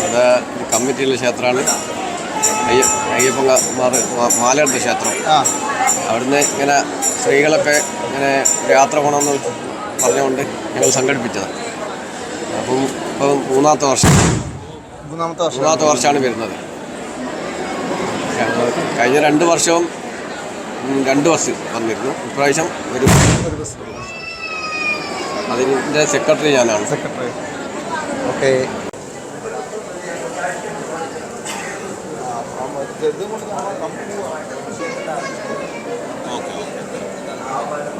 നമസ്കാരം. ഇവിടുത്തെ വഴിപാടുമായി ബന്ധപ്പെട്ട്, ഇപ്പോൾ പറന്നിറക്കലുമായി ബന്ധപ്പെട്ട് വഴിപാട് ഇവിടെ നാണയപ്പറ, നെൽപ്പറ, പൂപ്പറ, മലർപ്പറ, അവൽപ്പറ, അരിപ്പറ, ഇതാണ് പറകൾ ഇവിടെ കൊടുക്കുന്നത്. എൻ്റെ നാണയപ്പറയ്ക്ക് 1500 രൂപ, മലർപ്പറയ്ക്ക് 100 രൂപ, പൂപ്പറയ്ക്ക് 100 രൂപ, അരിപ്പറ, അവൽപ്പറ, നെൽപ്പറ 150 രൂപ. പിന്നെ ഇവിടെ നാലമ്പലത്തോടനുബന്ധിച്ച് വളരെ നല്ല സജ്ജീകരണങ്ങളാണ് ഞങ്ങൾ ചെയ്തു കൊടുത്തിരിക്കുന്നത്. എല്ലാവർക്കും ഇരിക്കാനായിട്ട് ഇരിപ്പിടങ്ങളുണ്ടാക്കി, കുടിവെള്ളം കൊടുത്തു, എല്ലാ സൗകര്യങ്ങളും, എല്ലാ വഴിപാടുകൾക്ക് സൗകര്യങ്ങളൊക്കെ ചെയ്തു കൊടുത്തു. അങ്ങനെ വളരെ നല്ല രീതിയിൽ ഭക്തജനങ്ങളായിട്ട് നല്ല രീതിയിലുള്ള ബന്ധം ഉണ്ടാക്കിക്കൊണ്ടാണ് ഞങ്ങൾ ഭക്തജനങ്ങൾക്ക് യാതൊരുവിധ ബുദ്ധിമുട്ടില്ലാത്ത വിധത്തിൽ എല്ലാ സജ്ജീകരണങ്ങളും ഞങ്ങൾ ഇവിടെ ചെയ്തിട്ടുണ്ട്. അങ്ങനെ വളരെ നല്ല രീതിയിൽ ഭക്തജനങ്ങൾ ഞങ്ങളായിട്ട് ഒരുമിച്ച് കൈകോർത്ത് പോവാണ്. നല്ല രീതിയിൽ ഭഗവാന്റെ സംഗമേശ്വരൻ്റെ കൃപ കൊണ്ട് എല്ലാവരും, അതേപോലെ കൈക്കുഞ്ഞായിട്ട് വരുന്നവരെ, സുഖമില്ലാത്തവർ, രോഗികൾ, പ്രായമുള്ളവർ, അവർക്കൊക്കെ ക്യൂ നിൽക്കാതെ നേരെ ദർശനത്തിന് കൊണ്ടുപോയി പോകാൻ സൗകര്യം ചെയ്ത് ഏർപ്പാടാക്കിയിട്ടുണ്ട്. വളരെ നല്ലൊരു കാര്യമാണ്. പലരും ചിലപ്പോൾ അതൊന്നും ശ്രദ്ധിക്കപ്പെടാതെ പോകുന്ന കാര്യങ്ങളാണ്. അപ്പോൾ അതൊക്കെ ഞങ്ങൾ ഭക്തജനങ്ങളോട് വളരെ നല്ല സമീപനമാണ് ഞങ്ങൾ നടത്തിക്കൊണ്ടിരിക്കുന്നത്. നമസ്കാരം. നമ്മളിപ്പോൾ കുറേ അമ്മമാർ ഇവിടെ ക്യൂ നിൽക്കുന്നുണ്ട്. കുറേ നേരമായി തോന്നുന്നു. നമുക്ക് എവിടെ നിന്നാണ് വന്നേക്കുന്നത് നോക്കാം. എവിടെ നിന്നാണ്? ഞങ്ങൾ കാസർഗോഡ്. കാസർഗോഡ്. നിങ്ങൾ ഏകദേശം എത്ര ആൾക്കാർ വന്നിട്ടുണ്ട്? ഞങ്ങൾ 14. അപ്പോൾ 14 പേര്. നിങ്ങൾ ഇതിനു മുമ്പ് ഇവിടേക്ക് വന്നിട്ടുണ്ടോ? വന്നിട്ടുണ്ട്. എല്ലാ വർഷവും വരുന്നതാണ്. എന്താണ് പ്രേക്ഷകരോട് പറയാനുള്ളത്? കർക്കിടക മാസത്തിൽ നാലമ്പല ദർശനം എന്ന് പറയുന്നത് ഹിന്ദുക്കളെ സംബന്ധിച്ച് വളരെയധികം പ്രധാനമുള്ളൊരു കാര്യമാണ്. ഇപ്പം വരും തലമുറകൾ അത് പാലിക്കുമെന്ന് നമുക്ക് അറിയില്ല. പക്ഷേ നമ്മുടെ ജനറേഷനിലുള്ളവർ എല്ലാവരും നമ്മളിപ്പോൾ ഒരു 6-7 വർഷമായി സ്ഥിരം വരുന്നത്. അതുകൊണ്ടെന്ന് വെച്ചാൽ ഒരു വർഷക്കാലം നമ്മുടെ മനസ്സിൽ നല്ല സമാധാനവും കിട്ടുന്നുണ്ട്. അപ്പോൾ നമ്മൾ നാലമ്പല ദർശനത്തിൽ രണ്ടാമത്തെ ക്ഷേത്രമായ ഭരത ക്ഷേത്രം, ഇരിഞ്ഞാലക്കുട കൂടൽമാണിക്യ ക്ഷേത്രത്തിലെ വിശേഷങ്ങളും അതുപോലെ വഴിപാടുകളെക്കുറിച്ചുമാണ് നമ്മൾ മനസ്സിലാക്കിയത്. തൃശ്ശൂർ ജില്ലയിൽ ഇരിഞ്ഞാലക്കുട എന്ന നഗരത്തിലാണ് കൂടൽമാണിക്യ ക്ഷേത്രം സംഗമേശ്വര സ്വാമി ക്ഷേത്രം സ്ഥിതി ചെയ്യുന്നത്. ക്ഷേത്രത്തിലെ പ്രധാന പ്രതിഷ്ഠ രാമാനുജനായ ഭരതനാണ് കണക്കാക്കപ്പെടുന്നതെങ്കിലും ശൈവ വൈഷ്ണവ ചൈതന്യങ്ങളോടുകൂടിയ ശങ്കരനാരായണായും സങ്കല്പമുണ്ട്. ക്ഷേത്രത്തിലെ പൂജകൾ വൈഷ്ണവ ഭാവത്തിലും ആചാരം ശൈവഭാവത്തിലുമാണ് നടത്തപ്പെടുന്നത്. ജ്യേഷ്ഠൻ്റെ പാദുകങ്ങൾ പൂജിച്ച് ബ്രഹ്മചര്യനിഷ്ഠയോടെ ജീവിക്കുന്ന ഭരതനാണ് സങ്കല്പം. 6 അടിയോളം ഉയരമുള്ള ചതുർബാഹു വിഗ്രഹം കിഴക്കോട്ട് ദർശനമായി പ്രതിഷ്ഠിക്കപ്പെട്ടിരിക്കുന്നത്. എന്തായാലും നമ്മുടെ ഇനിയും നമുക്ക് നാലമ്പല ദർശനത്തിൽ 2 അമ്പലങ്ങൾ കൂടി നമുക്ക് പരിചയപ്പെടേണ്ടതുണ്ട്. അതുപോലെ തന്നെ അവിടുത്തെ വിശേഷങ്ങൾ അറിയേണ്ടതുണ്ട്. നമ്മളിപ്പോൾ മൂഴിക്കുളത്ത്, അതായത് 3ാമത്തെ ക്ഷേത്രത്തിൽ, നാലമ്പല ദർശനത്തിൽ 3ാമത്തെ ക്ഷേത്രത്തിൽ ലക്ഷ്മണ ക്ഷേത്രത്തിലാണ്. എറണാകുളം ജില്ലയിലാണ് സ്ഥിതി ചെയ്യുന്നത് മൂഴിക്കുളത്ത്. അപ്പോൾ ഇവിടുത്തെ ആചാരങ്ങളും അതുപോലെ തന്നെ ഇവിടുത്തെ ചടങ്ങുകളൊക്കെ എന്തൊക്കെയാണെന്ന് നമുക്ക് ഇവിടെ ഉള്ള ഭാരവാഹികളോട് ചോദിച്ചറിയാം. എന്തായാലും നാലമ്പല ദർശനം ഓരോ വർഷം ചെല്ലുന്തോറും ആളുകൾ വർദ്ധിച്ചു വരികയാണ്. വിവിധ ദേശങ്ങളിൽ നിന്നും ആളുകൾ ഇത്തിരി വന്നവർ വീണ്ടും വരുന്നുണ്ട്. അതിൻ്റെ ഒപ്പം തന്നെ അവർ പറഞ്ഞറിഞ്ഞുകൊണ്ട് സമീപപ്രദേശത്തുള്ള ആളുകളൊക്കെ വന്നുകൊണ്ടിരിക്കുകയാണ്. എന്തായാലും മൂഴിക്കുളത്തെ വിശേഷങ്ങളും അതുപോലെ എന്തൊക്കെയാണ് ഇവിടുത്തെ വഴിപാടുകൾ എന്നൊക്കെ നമുക്ക് ചോദിച്ചറിയാം. നമ്മൾ മൂഴിക്കുളത്ത് അമ്പലത്തിലെ ചടങ്ങുകൾ അതുപോലെ തന്നെ സമയങ്ങൾ ഒക്കെ നമുക്കറിയാം. നമ്മുടെ ഒപ്പം ഹരിക്കുട്ട സാറുണ്ട്, അതായത് ഈ ദേവസ്വത്തിലെ മാനേജറാണ് ഇവിടുത്തെ അമ്പലത്തിലെ. നമസ്കാരം സാറേ. നമസ്കാരം. എൻ്റെ പേര് PN ഹരിക്കുട്ടൻ എന്നാണ്. ഈ അമ്പലത്തിലെ മാനേജറാണ്.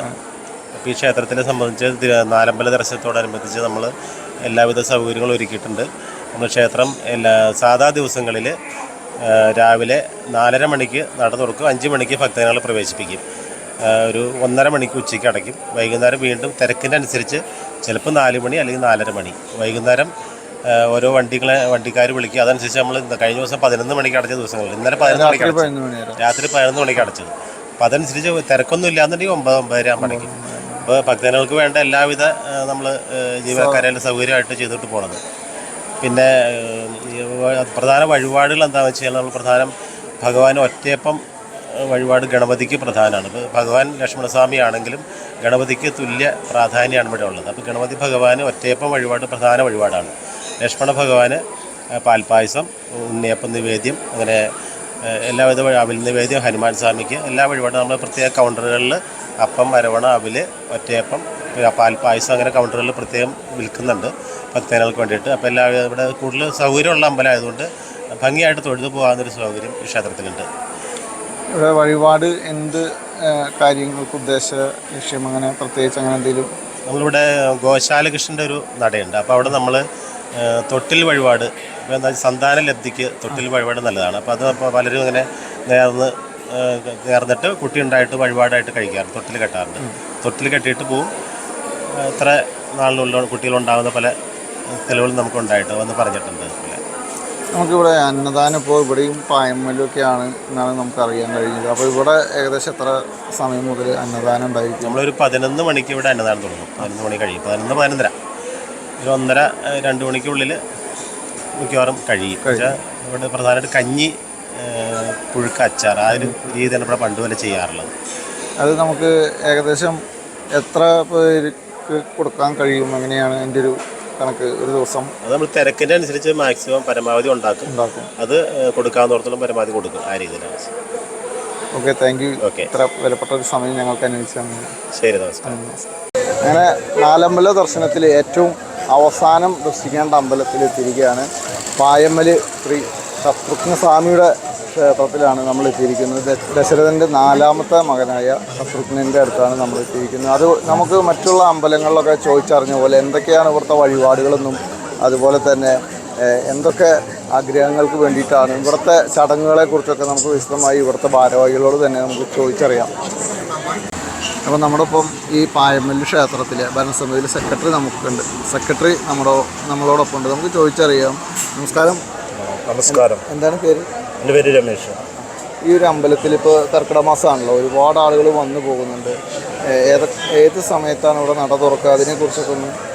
ഇവിടെ നട തുറക്കുക എന്ന് പറഞ്ഞാൽ രാവിലെ 5 മണിക്ക് നട തുറക്കും. അതിനുശേഷം പിന്നെ ഉച്ചയ്ക്ക് നട അടയ്ക്കുക എന്ന് പറഞ്ഞാൽ ഇവിടെ വരുന്ന ഭക്തജനങ്ങളുടെ തിരക്കിൻ്റെ ഇതനുസരിച്ച് മാത്രം എല്ലാ ഭക്തജനങ്ങൾക്കും ദർശനം കൊടുക്കാനുള്ളൊരു സംവിധാനമാണ് ഞങ്ങളിവിടെ ഏർപ്പെടുത്തിയിരിക്കുന്നത്. അപ്പോൾ ഏകദേശം ഒരു 2-2:30 വരെ നട തുറന്നിട്ട് ഞങ്ങൾ മുഴുവൻ ജനങ്ങൾക്കും ദർശനം കൊടുക്കാനുള്ളൊരു അവസരമാണ് ഞങ്ങൾ ഒരുക്കി വെച്ചിരിക്കുന്നത്. ബാക്കി ഉള്ള ഈ കർക്കിടകം കഴിഞ്ഞ് കഴിഞ്ഞാൽ 11:30 മണി വരെ നട ഉണ്ടാവുള്ളൂ. അതിനുശേഷം നട അതേപോലെ നമ്മളുടെ ഈ ക്ഷേത്രം എന്ന് പറഞ്ഞാൽ ഈ ക്ഷേത്രത്തിൻ്റെ ഒരു പ്രത്യേകത എന്ന് വെച്ചാൽ മറ്റു 3 ക്ഷേത്രങ്ങളും ദേവസ്വം ബോർഡിൻ്റെ കീഴിലുള്ളതാണ്. പക്ഷേ ഈ ക്ഷേത്രം എന്ന് പറഞ്ഞു കഴിഞ്ഞാൽ ഈ പ്രദേശത്തെ ഈ ക്ഷേത്രം ഇരിക്കുന്ന പ്രദേശത്തുള്ള ജനങ്ങളും അതുപോലെ തന്നെ നെടുമ്പുള്ളി താരനല്ലൂർ സതീശൻ നമ്പൂതിരിപ്പാൻ അവരെ കുടുംബം കൂടിയിട്ടുള്ളൊരു ട്രസ്റ്റാണ് ഈ ക്ഷേത്രം നടത്തുന്നത്. അതിൻ്റെ നടത്തിപ്പ് ട്രസ്റ്റിൻ്റെ കീഴിൽ ഞങ്ങൾ ശത്രുഘ്ന സേവാ സമിതിയാണ് ഇതിൻ്റെ പ്രവർത്തനം. ഇവിടെ വരുന്ന പ്രധാന വഴിപാട് ഇവിടുത്തെ ഏറ്റവും പ്രധാനപ്പെട്ട വഴിപാട് ശത്രു സംഹാര പുഷ്പാഞ്ജലി. ശത്രു സംഹാര പുഷ്പാഞ്ജലി നടത്തി കഴിഞ്ഞാൽ ശത്രു സംഹാര മന്ത്രം ജപിച്ചിട്ടുള്ള ഒരു ചരടടക്കം നിങ്ങൾക്ക് കിട്ടും.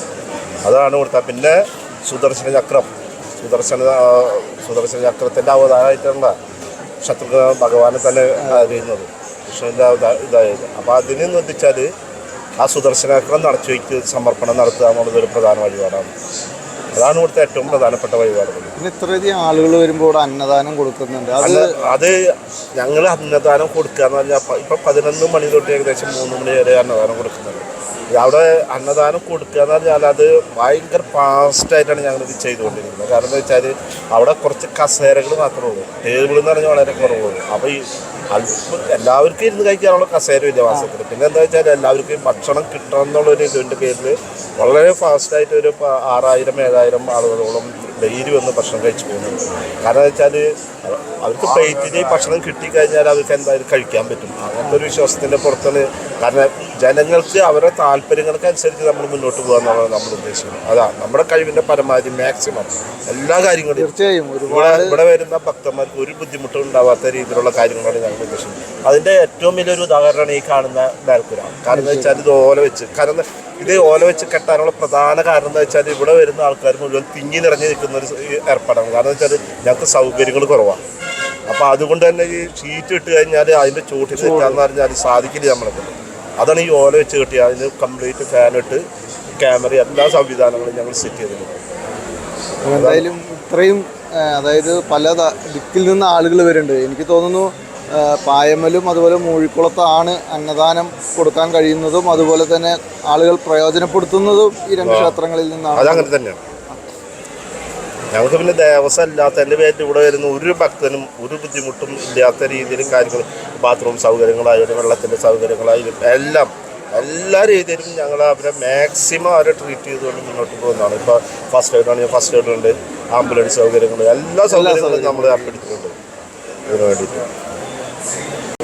അപ്പോൾ അതിവിപുലമായൊരു സജ്ജീകരണമാണ് പായമ്മൽ ഇവിടെ അന്നദാനത്തിനായിട്ട് ഒരുക്കിയിരിക്കുന്നത്. അപ്പോൾ ഭാരവാഹികളുണ്ട്. നമുക്ക് ഏകദേശം എത്ര പേർക്ക് കഴിക്കാൻ ഒരു ദിവസം കൊടുക്കാൻ പറ്റുമെന്നൊക്കെ വ്യക്തമായി ചോദിച്ചറിയാം. നമസ്കാരം. ഇതൊരു അന്നദാനം എന്നുള്ളത് വലിയൊരു കാര്യമാണ്. കാരണം ആളുകൾ ഒരു ദിവസം വർക്കിംഗ് ഡേ കളഞ്ഞുകൊണ്ട്, അതായത് ജോലി കളഞ്ഞുകൊണ്ട് ഈ ഒരു നാലമ്പല ദർശനത്തിന് വിവിധ പ്രദേശങ്ങളിൽ നിന്ന് വരുമ്പോൾ ഇങ്ങനൊരു അന്നദാനം കിട്ടുക എന്നുള്ളൊരു മഹത് കാര്യങ്ങളാണ് നിങ്ങൾ ചെയ്യുന്നത്. ഒരു ദിവസം ഏകദേശം എത്ര പേർക്ക്? നമ്മൾ സാധാരണ ദിവസങ്ങളിൽ ചുരുങ്ങിയത് 5000 പേർക്കുള്ള അന്നദാനം നമ്മൾ നോർമൽ ഡേയ്സിൽ നടത്തുന്നുണ്ട്. പിന്നെ ശനി ഞായറൊക്കെയാണെന്നുണ്ടെങ്കിൽ അതിൽ കൂടുതൽ ഇപ്പോൾ 7,000 8,000 വരെ നമ്മൾ മാക്സിമം നമ്മൾ 11 മണിക്ക് സ്റ്റാർട്ട് ചെയ്ത് കഴിഞ്ഞാൽ 2:30-3 മണി വരെ കണ്ടിന്യൂ ആയിട്ടുള്ള അത് തുടർന്ന് 11 മണി മുതൽ ഒരു 2 മണി 3 മണി വരെ ഏകദേശം നമുക്ക് ഉണ്ടായിരുന്നു. നല്ലൊരു വലിയൊരു ടീം വർക്ക് തന്നെ ഇതിന് വർക്ക് തന്നെയാണ്. കിച്ചണിൻ്റെ എന്ന് വെച്ച് കഴിഞ്ഞാൽ കിച്ചൺ സ്റ്റാഫായാലും നമ്മുടെ ഇവിടുത്തെ സേവന സ്റ്റാഫും മെയിനായിട്ട് അത് തന്നെയാണ് നമുക്ക് വരുന്നത്. വലിയ രീതിയിൽ കൂടെ നമുക്ക് നടത്താം, നല്ല രീതിയിൽ കൂടെ നടത്താം. ഞങ്ങളുടെ പുതിയ അന്നദാന മണ്ഡപം മുഴുവൻ ആൾക്കാരും സേവനത്തിന് നിൽക്കുന്ന സേവനത്തിന്, അതായത് ഈ അമ്പലവുമായി ബന്ധപ്പെട്ട് ഈ പ്രദേശത്തുള്ള ആൾക്കാരാണ് മുഴുവൻ. അതാണ് ഈ ക്ഷേത്രത്തിൻ്റെ ഒരു പ്രത്യേകത. ശരിക്കും ഒരു നാടിൻ്റെ ഒരു കൂട്ടായ്മ കൂടിയാണ് ഈ ക്ഷേത്രം. തീർച്ചയായിട്ടും ഇപ്പം നമ്മൾ ഈ അന്നദാന മണ്ഡപം തന്നെ പുതിയതായിട്ട് ഇപ്പോൾ പണിതിട്ട് ഇപ്പോൾ ഈ വർഷമാണ് നമ്മളത് കിച്ചനൊക്കെ അടിയിലും പുതിയ ഹൈടെക് ആയിട്ടുള്ളത്, അതായത് ലിഫ്റ്റ് ചെയ്ത് നമ്മൾ ഭക്ഷണം മുകളിലേക്ക് കൊണ്ടുവന്ന് ആദ്യം ആ സൈഡിലുള്ള ഹാളിലായിരുന്നു. അത് മാറ്റിയിട്ട് നമ്മൾ ഇപ്പോൾ ഭക്ഷണം അടിയിൽ അവിടെ നിന്ന് ഫുഡ് ലിഫ്റ്റ് ചെയ്ത് നല്ല ഹൈജീനിക് ആയിട്ടുള്ള നല്ല രീതിയിൽ കൂടെ മാക്സിമം ആൾക്കാരെ ഇരുത്തി കൊടുക്കാനുള്ളൊരു സൗകര്യക്കുറവ് മാത്രം ആൾക്കാരെ നമുക്ക് ചെയ്യാൻ പറ്റില്ല, അത്രയും ആൾക്കാരായിരുന്നു. എന്നാലും ഒരുവിധം ആളുകൾക്കൊക്കെ നമ്മൾ മാക്സിമം ഇരുത്തി ഭക്ഷണം കൊടുക്കണം നമ്മൾ ശ്രമിക്കുന്നു. എന്തായാലും ഈ ഒരു രാമായണ മാസക്കാലത്ത് നാലമ്പല ദർശനത്തിന് പോകുമ്പോൾ അതിൻ്റെ ഒപ്പം ഒരു അനുഗ്രഹം എന്നോണം നിങ്ങൾ ചെയ്യുന്നൊരു മഹത്വ കാര്യത്തിന് ഞങ്ങളുടെ ഒരു നന്ദി കൂടി അറിയിക്കുകയാണ്. എന്തായാലും വിലപ്പെട്ട സമയവും ചെലവഴിച്ചതിന് നന്ദി. ശരി. അപ്പോൾ നമ്മളിന്ന് കണ്ടത് രാമായണ കഥ കേട്ടുണരുന്ന കർക്കിടക മാസത്തിൽ സന്ദർശിക്കുന്ന നാലമ്പല ദർശനത്തിൻ്റെ 4 അമ്പലങ്ങളിലൂടെയുള്ള യാത്രയാണ്. ആദ്യമായി തൃശ്ശൂർ ജില്ലയിലെ തൃപ്രയാർ ക്ഷേത്രം, അത് കഴിഞ്ഞ് ഇരിഞ്ഞാലക്കുട കൂടൽമാണിക്യ ക്ഷേത്രം, അതിനുശേഷം എറണാകുളത്ത് സ്ഥിതി ചെയ്യുന്ന മൂഴിക്കുളം ക്ഷേത്രം, അതിനുശേഷം അവസാന അമ്പലമായ പായമ്മൽ ക്ഷേത്രമാണ് ദർശനത്തിനായിട്ട് ആളുകൾ പോകുന്നത്. ഇപ്പോൾ ഏകദേശം കേരളത്തിൻ്റെ വിവിധ ഭാഗങ്ങളിൽ നിന്നും വേറെ ജില്ലകളിലും ഇതുപോലെ നാലമ്പലമുണ്ടെങ്കിലും ഏറ്റവും പ്രധാനമായി ആദ്യമായി കാലങ്ങളായിട്ട് ഈ യാത്ര നടത്തുന്ന അമ്പലം ഈ തൃശ്ശൂർ ജില്ലയിലെ നാലമ്പലം തന്നെയാണ്. നമുക്കെന്തായാലും 4 അമ്പലത്തിലെയും വിശദമായ വിവരങ്ങൾ, അവിടുത്തെ വഴിപാടുകളും ഐതിഹ്യങ്ങളൊക്കെ കുറിച്ച് നമ്മൾ വിശദമായിട്ട് തന്നെ കണ്ടു. ഈ ഒരു അമ്പലത്തിൽ ഇപ്പോൾ നിലവിൽ പായമ്മൽ ശത്രുഘ്ന ക്ഷേത്രം സ്ഥിതി ചെയ്യുന്നത് തൃശ്ശൂർ പൂമംഗലം ഗ്രാമപഞ്ചായത്തിലാണ് ഈ ക്ഷേത്രം സ്ഥിതി ചെയ്യുന്നത്. നാലമ്പലങ്ങളിൽ ഏറ്റവും ചെറിയ ക്ഷേത്രമാണ്. മറ്റു ക്ഷേത്രങ്ങളിൽ നിന്ന് വ്യത്യസ്തമായി ഇവിടെ ചതുര ശ്രീ കോവിലാണുള്ളത്. മറ്റ് ക്ഷേത്രങ്ങളിൽ നിന്നും വ്യത്യസ്തമായിട്ട് ഇവിടെ ചതുര ശ്രീ കോവിലാണുള്ളത്. ദശരഥൻ്റെ ഇളയ പുത്രനായ ശത്രുഘ്നൻ കുടികൊള്ളുന്ന ക്ഷേത്രത്തിൽ നാലമ്പലത്തിലെ ഏറ്റവും ചെറിയ വിഗ്രഹങ്ങളാണുള്ളത്. 5 അടി ഉയരം വരുന്ന ഈ വിഗ്രഹവും ചതുർബാഹുവുമാണ്. പുറകിലെ വലതുകൈയിൽ സുദർശന ചക്രവും, മുന്നിലെ ഇടതുകൈയിൽ താമരയും, പുറകിലെ ഇടതുകൈയിൽ ശംഖുവും, മുന്നിലെ ഇടതുകൈയിൽ ഗദയും ധരിച്ച വിഗ്രഹം കിഴക്കോട്ട് ദർശനമായിട്ട് പ്രതിഷ്ഠിക്കപ്പെട്ടിരിക്കുന്നു. ഗണപതിയും ഹനുമാനുമാണ് ഇവിടുത്തെ ഉപദേവതകൾ. അപ്പോൾ നമ്മൾ ഇതുപോലുള്ള വാർത്തകളും അതുപോലെ തന്നെ മറ്റു വിശേഷങ്ങളുമായിട്ട് ഇനിയും നിങ്ങൾക്ക് മുന്നിൽ വരും. നമ്മുടെ ചാനൽ ഇതുവരെ സബ്സ്ക്രൈബ് ചെയ്യാത്തവരുണ്ടെങ്കിൽ സബ്സ്ക്രൈബ് ചെയ്യുക. ഈ ഒരു നല്ലൊരു ഇൻഫർമേഷൻ, ഈ ഒരു അറിയിപ്പ് എന്നൊക്കെ പറയുന്ന ഇങ്ങനെയുള്ള കാര്യങ്ങൾ നിങ്ങളുടെ സുഹൃത്തുക്കൾക്ക് അയച്ചു കൊടുക്കുക. മാക്സിമം സപ്പോർട്ട് ചെയ്യുക. എല്ലാവർക്കും നന്ദി, നമസ്കാരം.